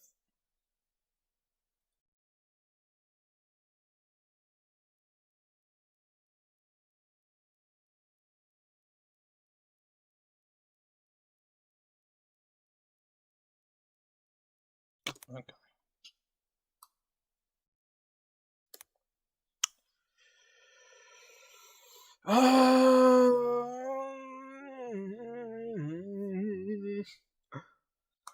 We're going 5 hours. Not going very strong, obviously.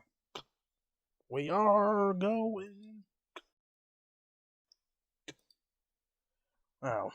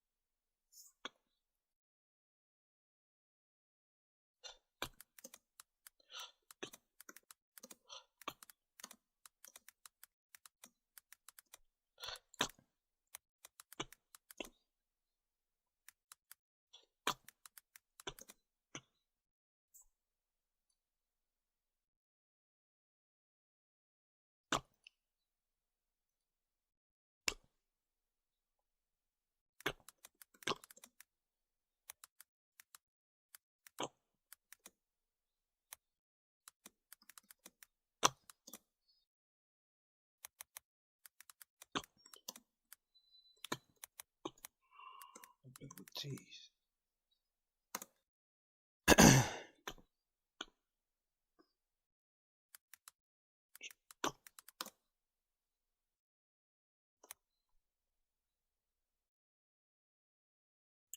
Even with my dimensional ability.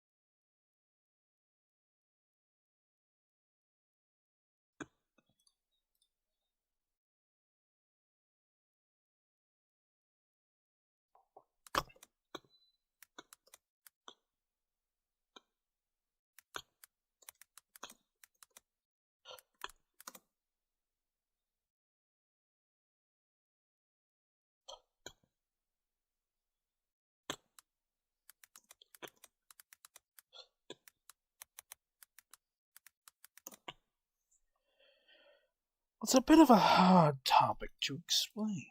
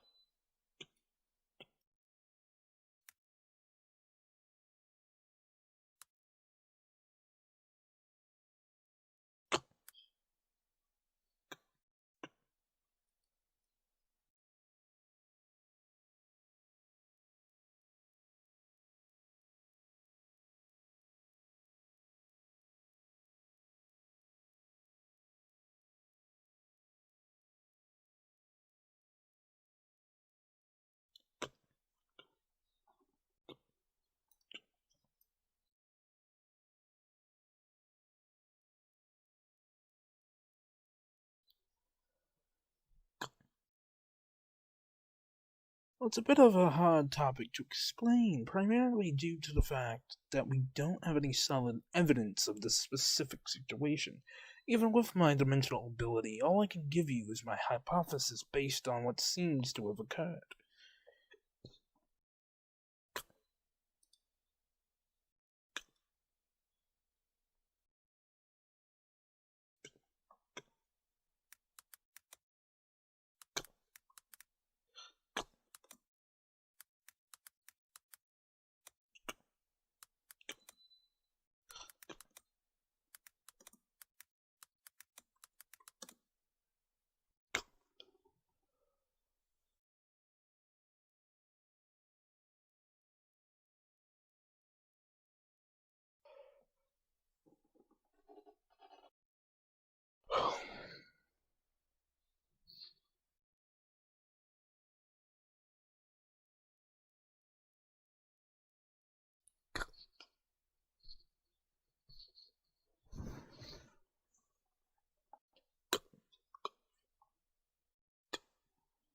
Well, it's a bit of a hard topic to explain.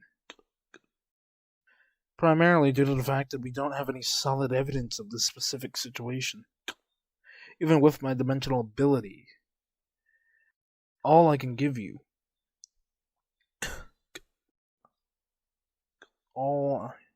even with my dimensional abilities,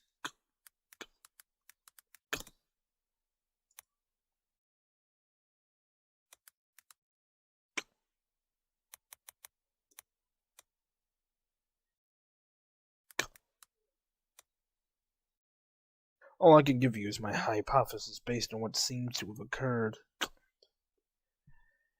When Oblivion crossed over from her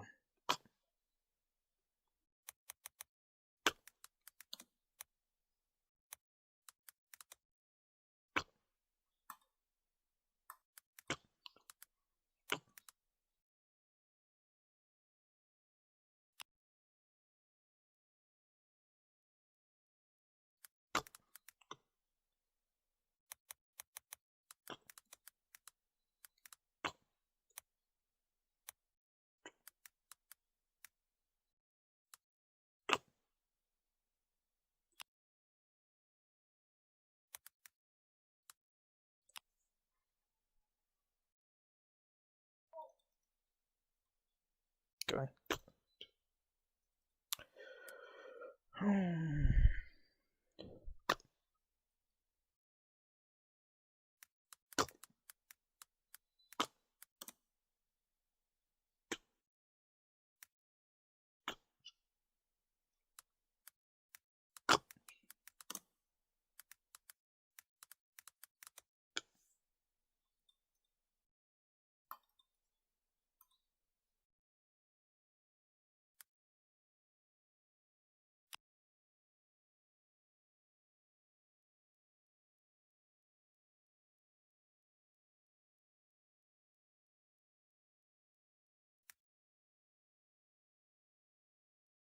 Far too much on ideas and concepts that feel Primarily like due to the fact that anime we don't have any without really solid evidence understanding on this what made specific the things situation. it's borrowing actually work. Well, it's a in bit the of a shows they were hard in. topic to RWBY is a really explain, strange primarily bunch of due to the shows, and fact if that you're we willing to don't check, have any you can even solid find evidence out which based ones. In a Reddit thread, specifically. Miles Luna said what some of the Well, it's a bit of a hard topic to explain, primarily due to the fact that we don't have any solid evidence of this specific situation.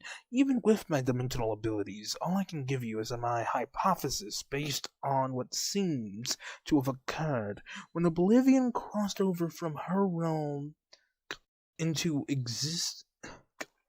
our existence. Dimensional fluctuations must have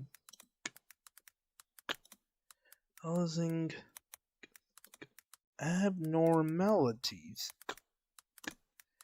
in the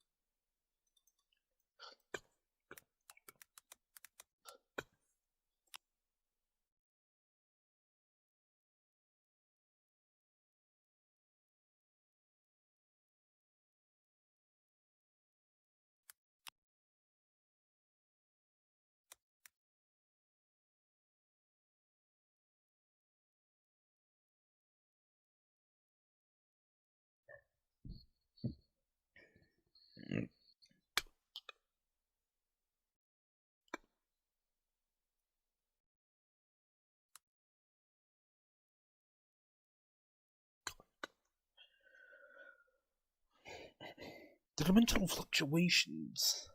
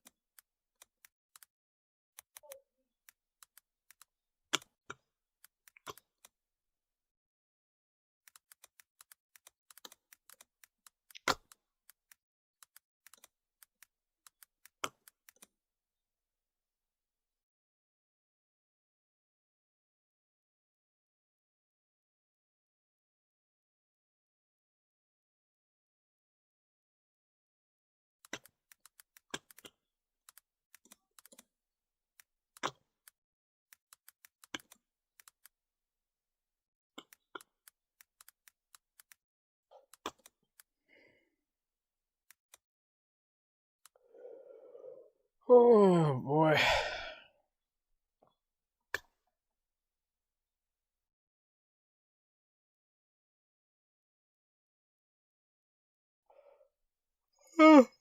Oh.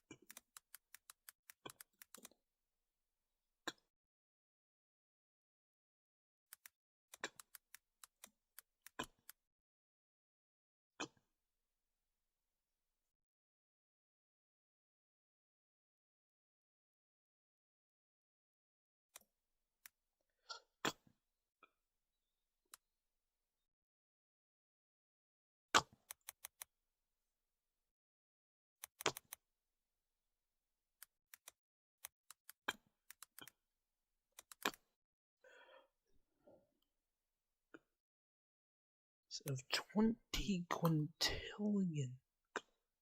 The first millisecond it goes off.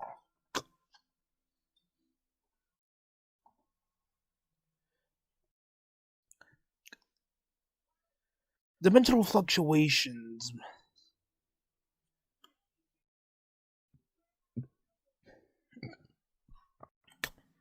Which is why we haven't which is why we haven't perished in a black hole the size of the observable universe consuming us.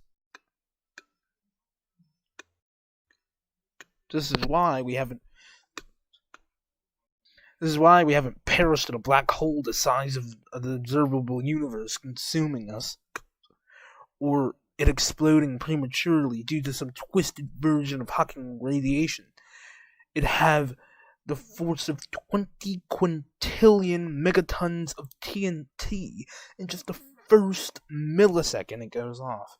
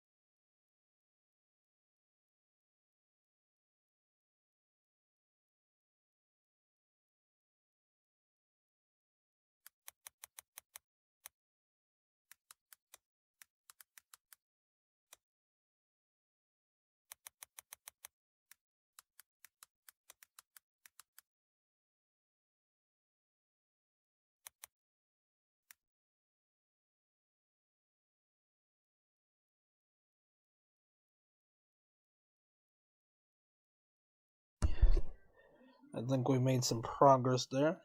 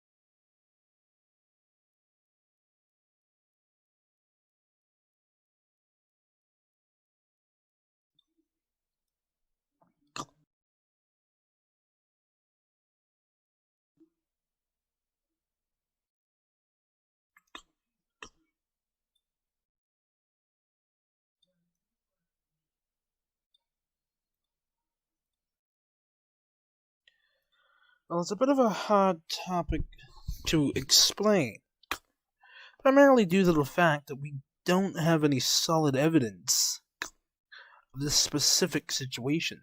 Even with my dimensional abilities, all I can give you is my hypothesis based on what seems to have occurred.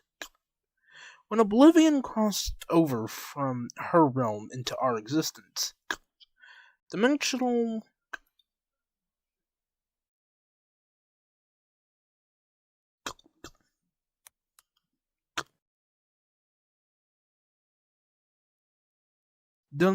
fluctuations must have occurred, causing abnormalities in the space-time continuum.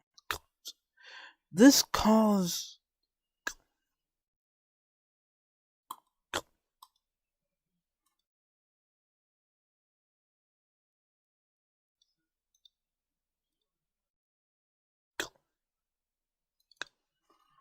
a rift between both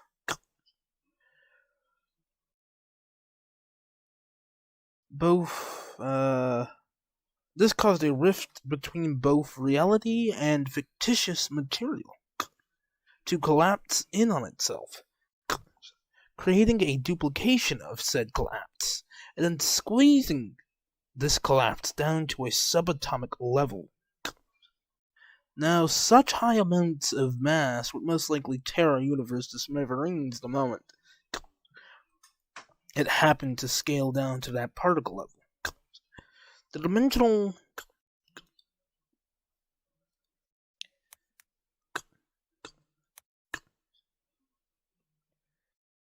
fluctuations must have calmed down, and the particle reached a state of dimensional equilibrium.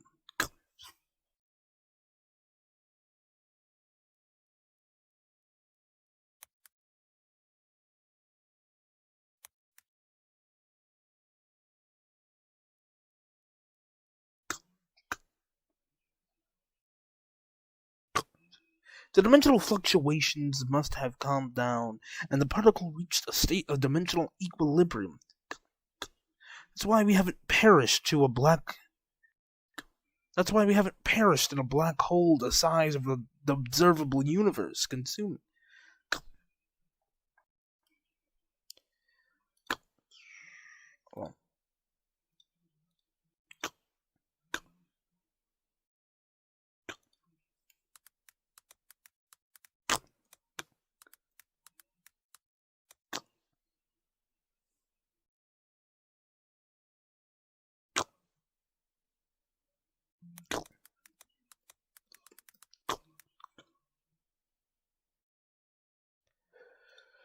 That's why we haven't perished in a black hole the size of the observable universe that would consume us in an instant, or it exploding prematurely due to some twisted version of Hawking radiation. It'd have the force of 20 quintillion megatons of TNT in just the first millisecond it goes off. Instead of all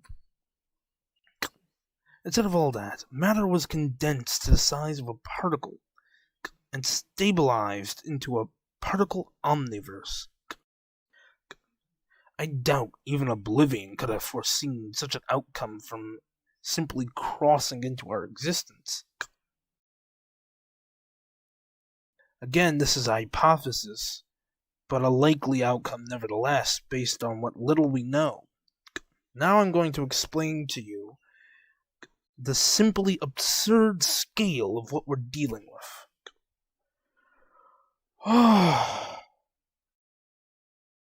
Okay.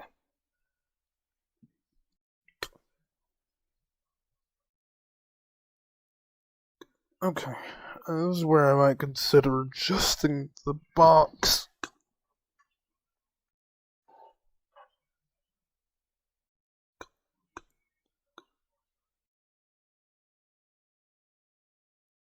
Keyword might. Oh, I like that. Oh boy.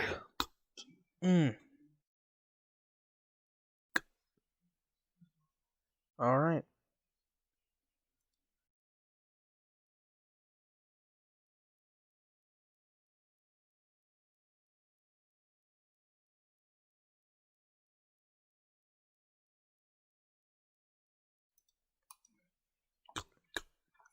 Well, it's a bit of a hard topic to explain, primarily due to the fact that we don't have any solid evidence of this specific situation.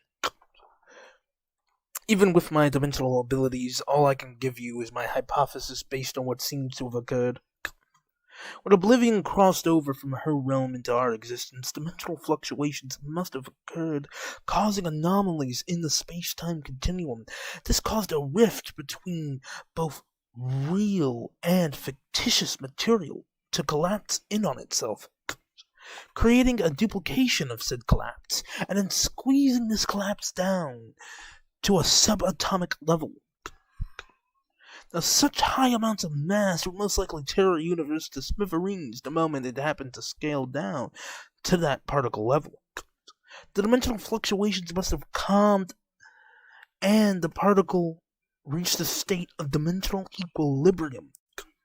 This is why we haven't perished in a black hole the size of the observable universe that would consume us in an instant, or exploding prematurely due to some twisted version of Hawking radiation. It has the force of 20 quintillion megatons of TNT in just the first millisecond it goes off. Instead, all that matter is condensed into the size of a particle and has stabilized into a particle omniverse. I doubt even Oblivion could have foreseen such an outcome from her simply crossing into our existence. Again, this is a hypothesis, but a likely outcome nevertheless, based on what little we do know. Now I'm going to explain to you the simply absurd scale of what we're dealing with.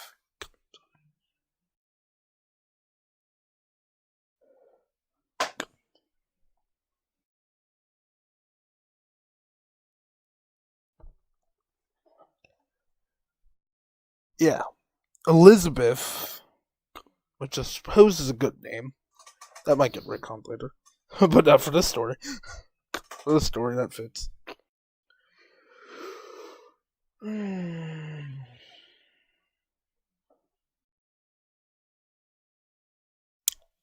Elizabeth is explaining to Beatrice what has occurred based on what they know. Again, you're dropped into the middle of the conversation as you're viewing this from kind of a spectator view of these people tapping into their communication.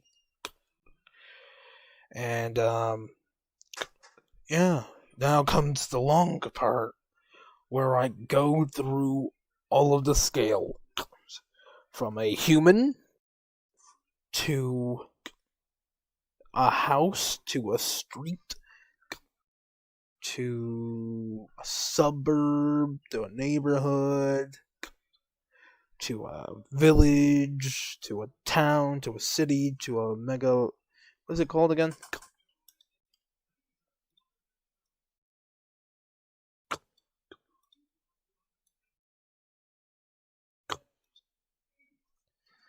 Megatropolis.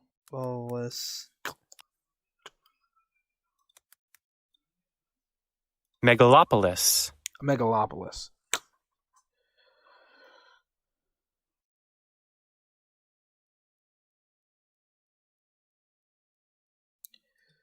Go through the absurd scaling that you're dealing with, condensed into the size of a particle.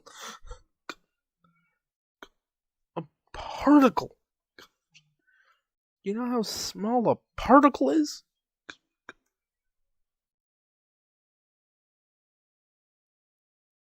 A particle omniverse. Absurd. Never heard of, right? Well, that's what happens when you're dealing with things that you don't completely understand.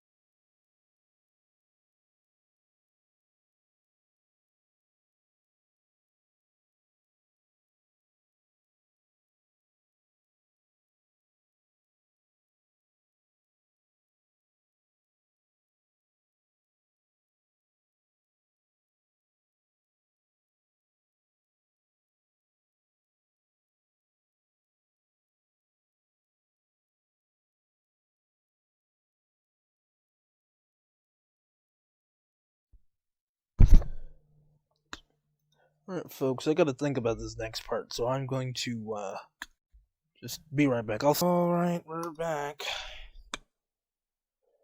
Good lord.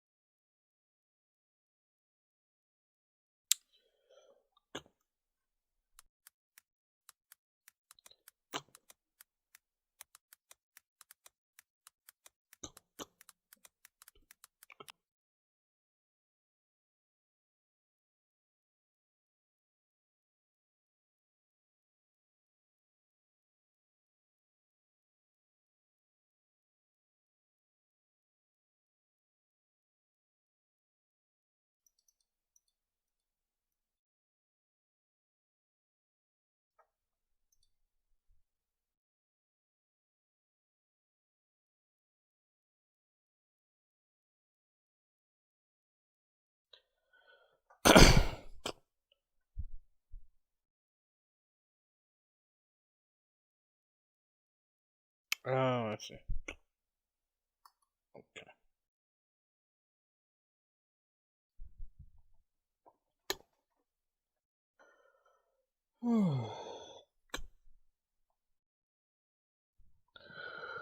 Alright. I think we'll do a couple more panels and then take a little break. Not like a break, but I'm gonna it's been going on for 7 hours. I've worked for, I would say, the majority of it. I've taken 3 breaks. It's been like 8 hours. It's been really long.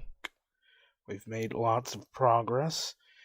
You're not gonna finish it all in a day with this method, but, you know, for someone with practically no drawing skills, it is, pretty endearing. You can make something like this. Oh, you know.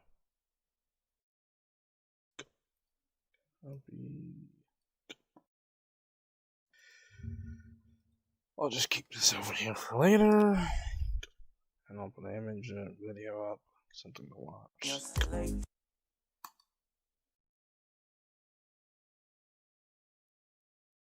Hello, everyone.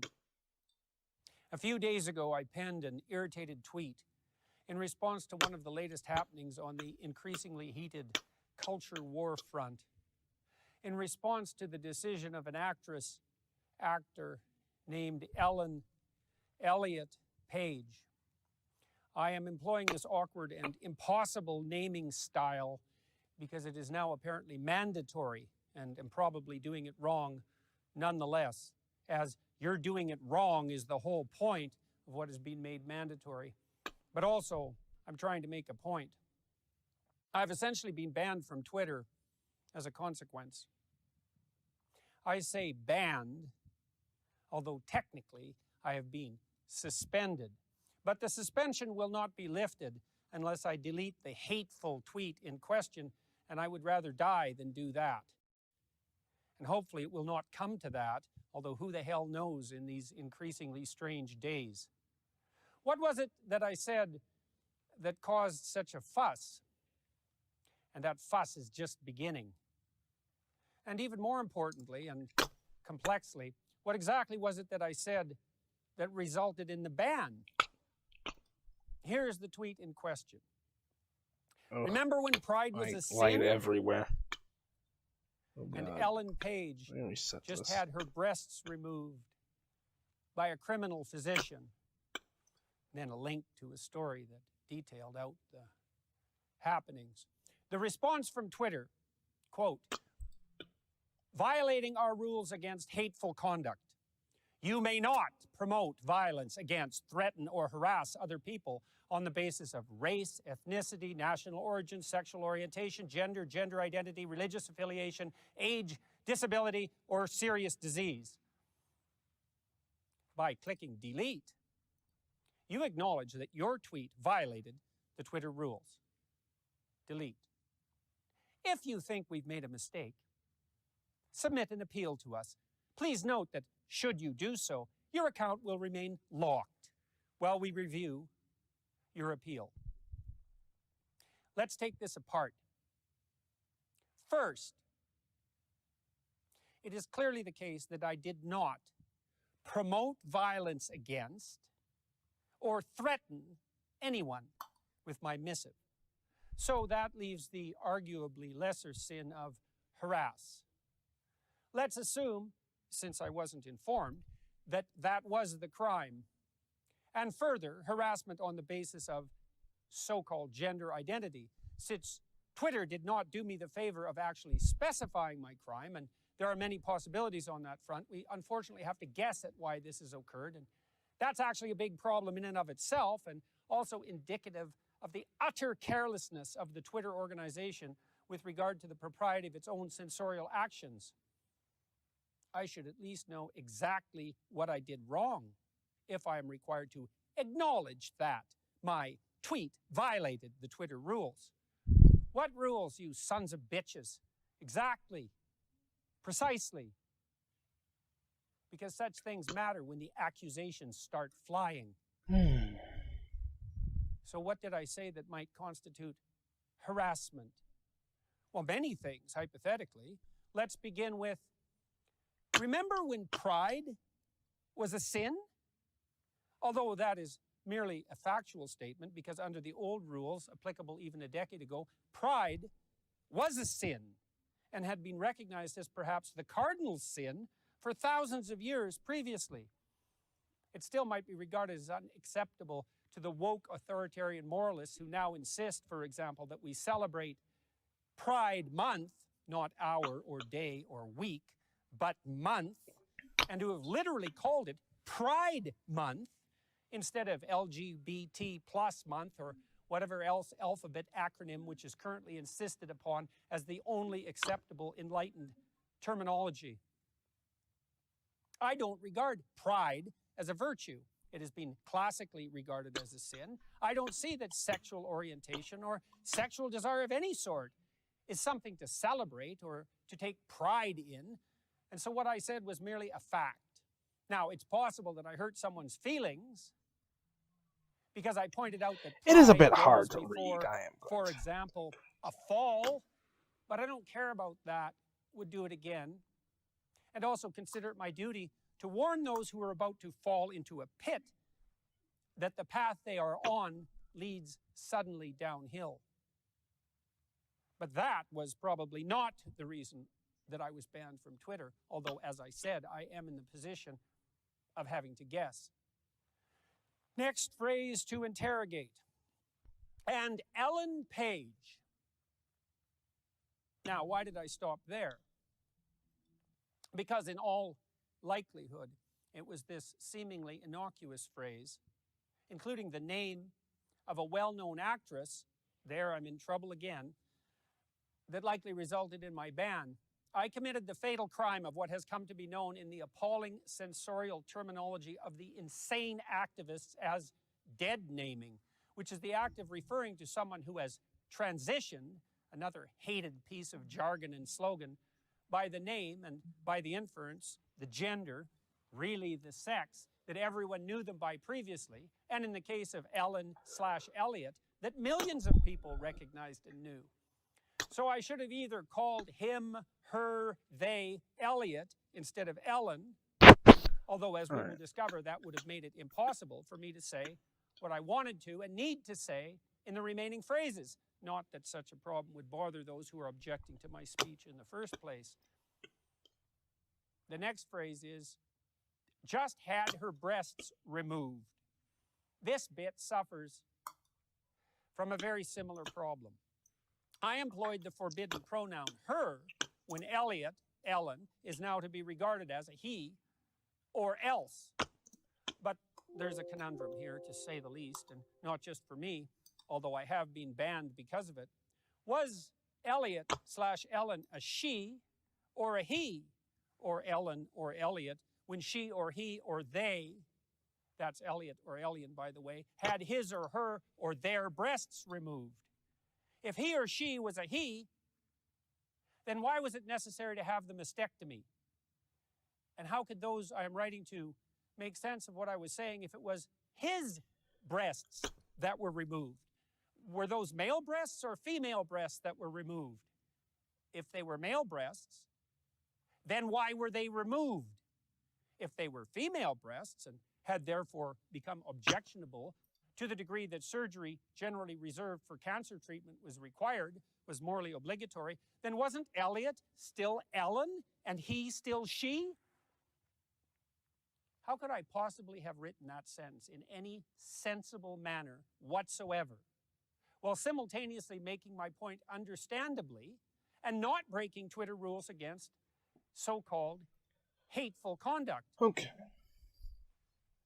And Elliot Page just had his breasts removed? Was he Elliot then? When exactly? Exactly. He was definitely Ellen at some point in the past, or so indicate all his, her, them, their film credits. Will all those have to be reshot since they employed the hated dead name? That doesn't exist, by the way, that dead name category, except in the sensorial and addled minds of a tiny fraction of insanely narcissistic and increasingly dangerous trans activists. When precisely was it incumbent on me to switch my terminology in regard to Elliot/Ellen so that I was not engaging in hateful conduct?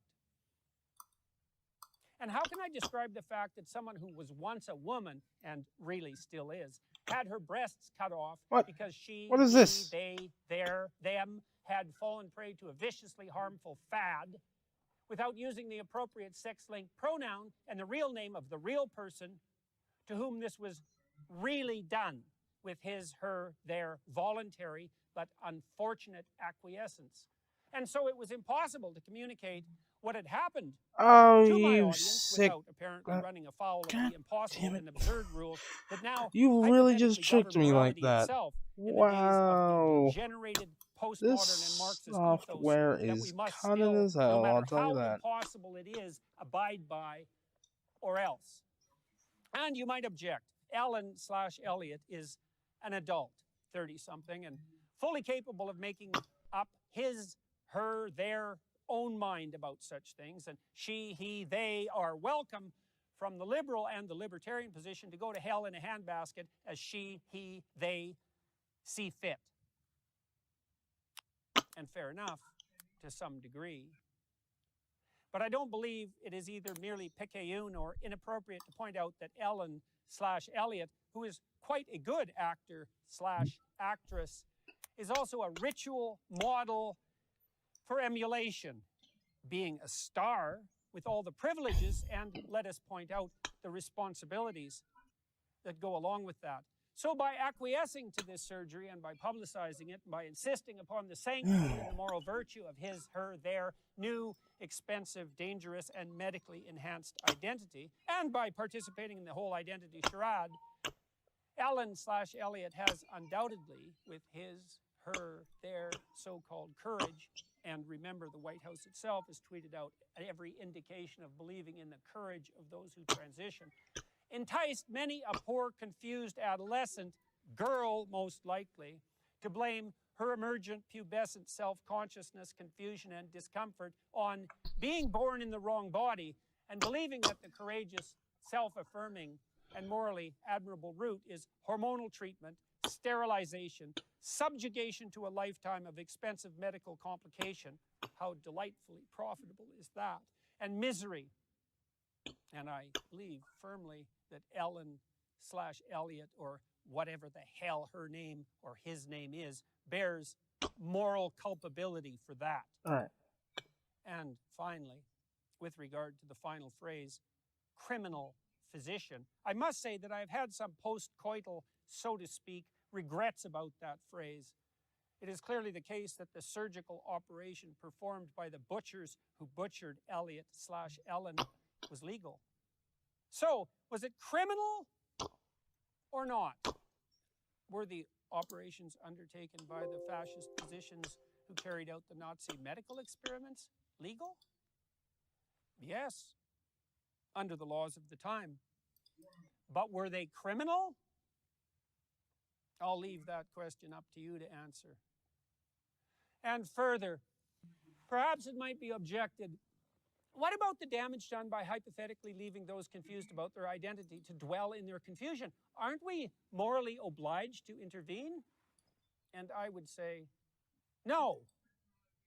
Why? Well, first, do no harm, as the Hippocratic Oath, remember that, insists. And second, it has been a matter of historical consensus that sins of omission are less egregious than sins of commission. Thus, leaving someone with gender dysphoria, no matter how warranted, and perhaps it is in a very tiny minority of truly unfortunate cases, to suffer the consequences of the theoretical mismatch between soul and body is less of a risk ethically, personally, socially, and philosophically than the extremely active intervention that constitutes so-called gender-confirming, another hated phrase, surgery.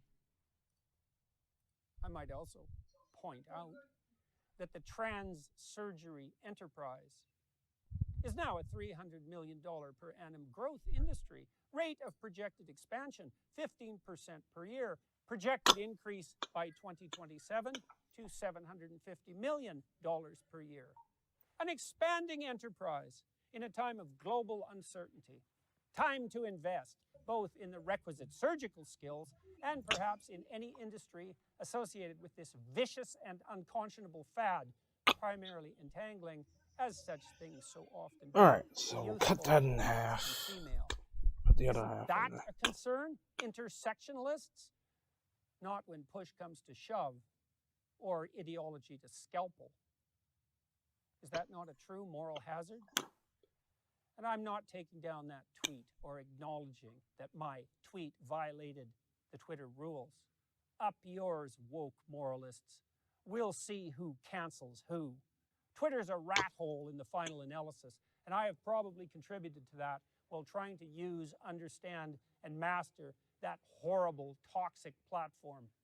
No doubt I owe some apologies for that, and I'm trying to learn, but it's a relief in some real sense to be banned, and I regard it under the present conditions as a badge of honor.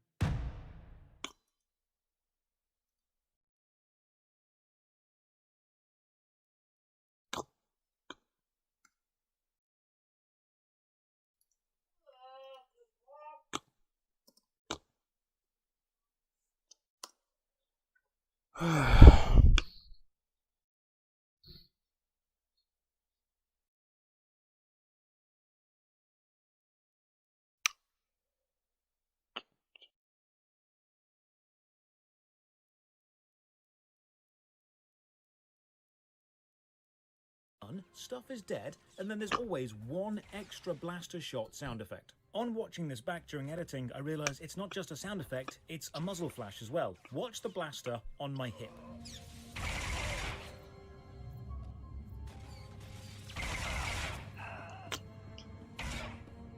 And now a mini-boss with a cutscene and everything, properly hyping it up. Surely a complex fight, but then, no, not really. Master, my sensors indicate this individual's armaments were recently used in combat, initiating defense mode. You killed those men, didn't you? Forsen, do your thing! Combat protocols activated. I mean, I suppose that works considering what it is.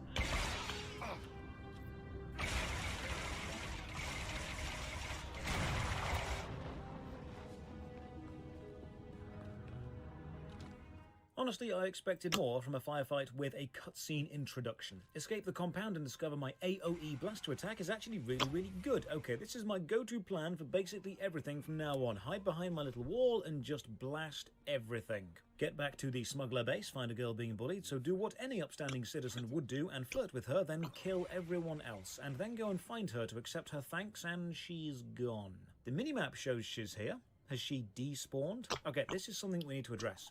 The Old Republic is a good foundation with a lot of smaller bugs. NPCs sometimes don't spawn or despawn. Sometimes you'll fall through the floor or get stuck. Graphical issues like sometimes you don't draw your blasters and they shoot at the floor as they remain on your hips. Walking animations where after you leave the taxi, your arms stay down by your side. They're not game breaking, but they are frequent. Apart from this non-spawning quest NPC, which actually is game-breaking, and I do need to restart the game to get her to come back. This young, attractive lady gladly flirts back with me, and this means she is definitely going to stab me in the back later, probably soon. Don't be shocked when her traitor twist is revealed. Corso, our trusty sidekick, gifts us a cool blaster, and our hunt for Sarek continues. Honestly, I just want my ship back. I want to be a smuggler. Why are you making me play amateur detective? This is not what I signed up for. Everyone tells me the smuggler storyline is not anywhere near as good as the Imperial Agent, so don't worry, I will get around to the Imperial Agent later, and believe me when I say it is not only one of the best MMO storylines I've ever played, it's one of the best RPG storylines in any Star Wars game. Now a new system, item modification. Right-click on an item, like this blaster, to see what modifications you can add. New barrels, new power crystals. Again, this is another deep system, not explained through gameplay, but just through text dumps. And everyone tells me that modification used to be a system that required you to go to a specific console and access it from there, but now you can just do it from anywhere, so it's kind of taken away the mystique of it and replaced it with just confusing, overwhelming whenever you want. So let's just nail down my main issue with the Old Republic. There is no question that this is a good game, with a lot of deep, complex systems and a great variety of player choice. Yes, it gives it the pixelated touch that we're looking for while still being readable. More correctly, how they are not really introduced to the player. The opening section of a game should introduce a mechanic, such as movement, shooting, interacting with honestly, I'm really object, tired. and then give the player a chance to use that, or even require them to use that to progress, thus integrating that mechanic into early game progression. Later if you on, have jumping, make me jump up something. If all you I'm have gonna cover be doing during from here combat, on out, make me use it to avoid a at powerful the attack bottom. early on. I could If just you have a record modification that, system, honestly. have an enemy be No. immune to damage until I I am have going put to a certain end mod this into my video. gun that I have to find by jumping up something and then taking cover. Alrighty, See how you folks. combine these things together. Don't Y'all just have a explain good systems to me by night. having massive Good blocks morning, of text. I suppose, Use wherever you are. in-game set pieces to Okay. teach me what to do. The Old Republic has See you in the so stream. much with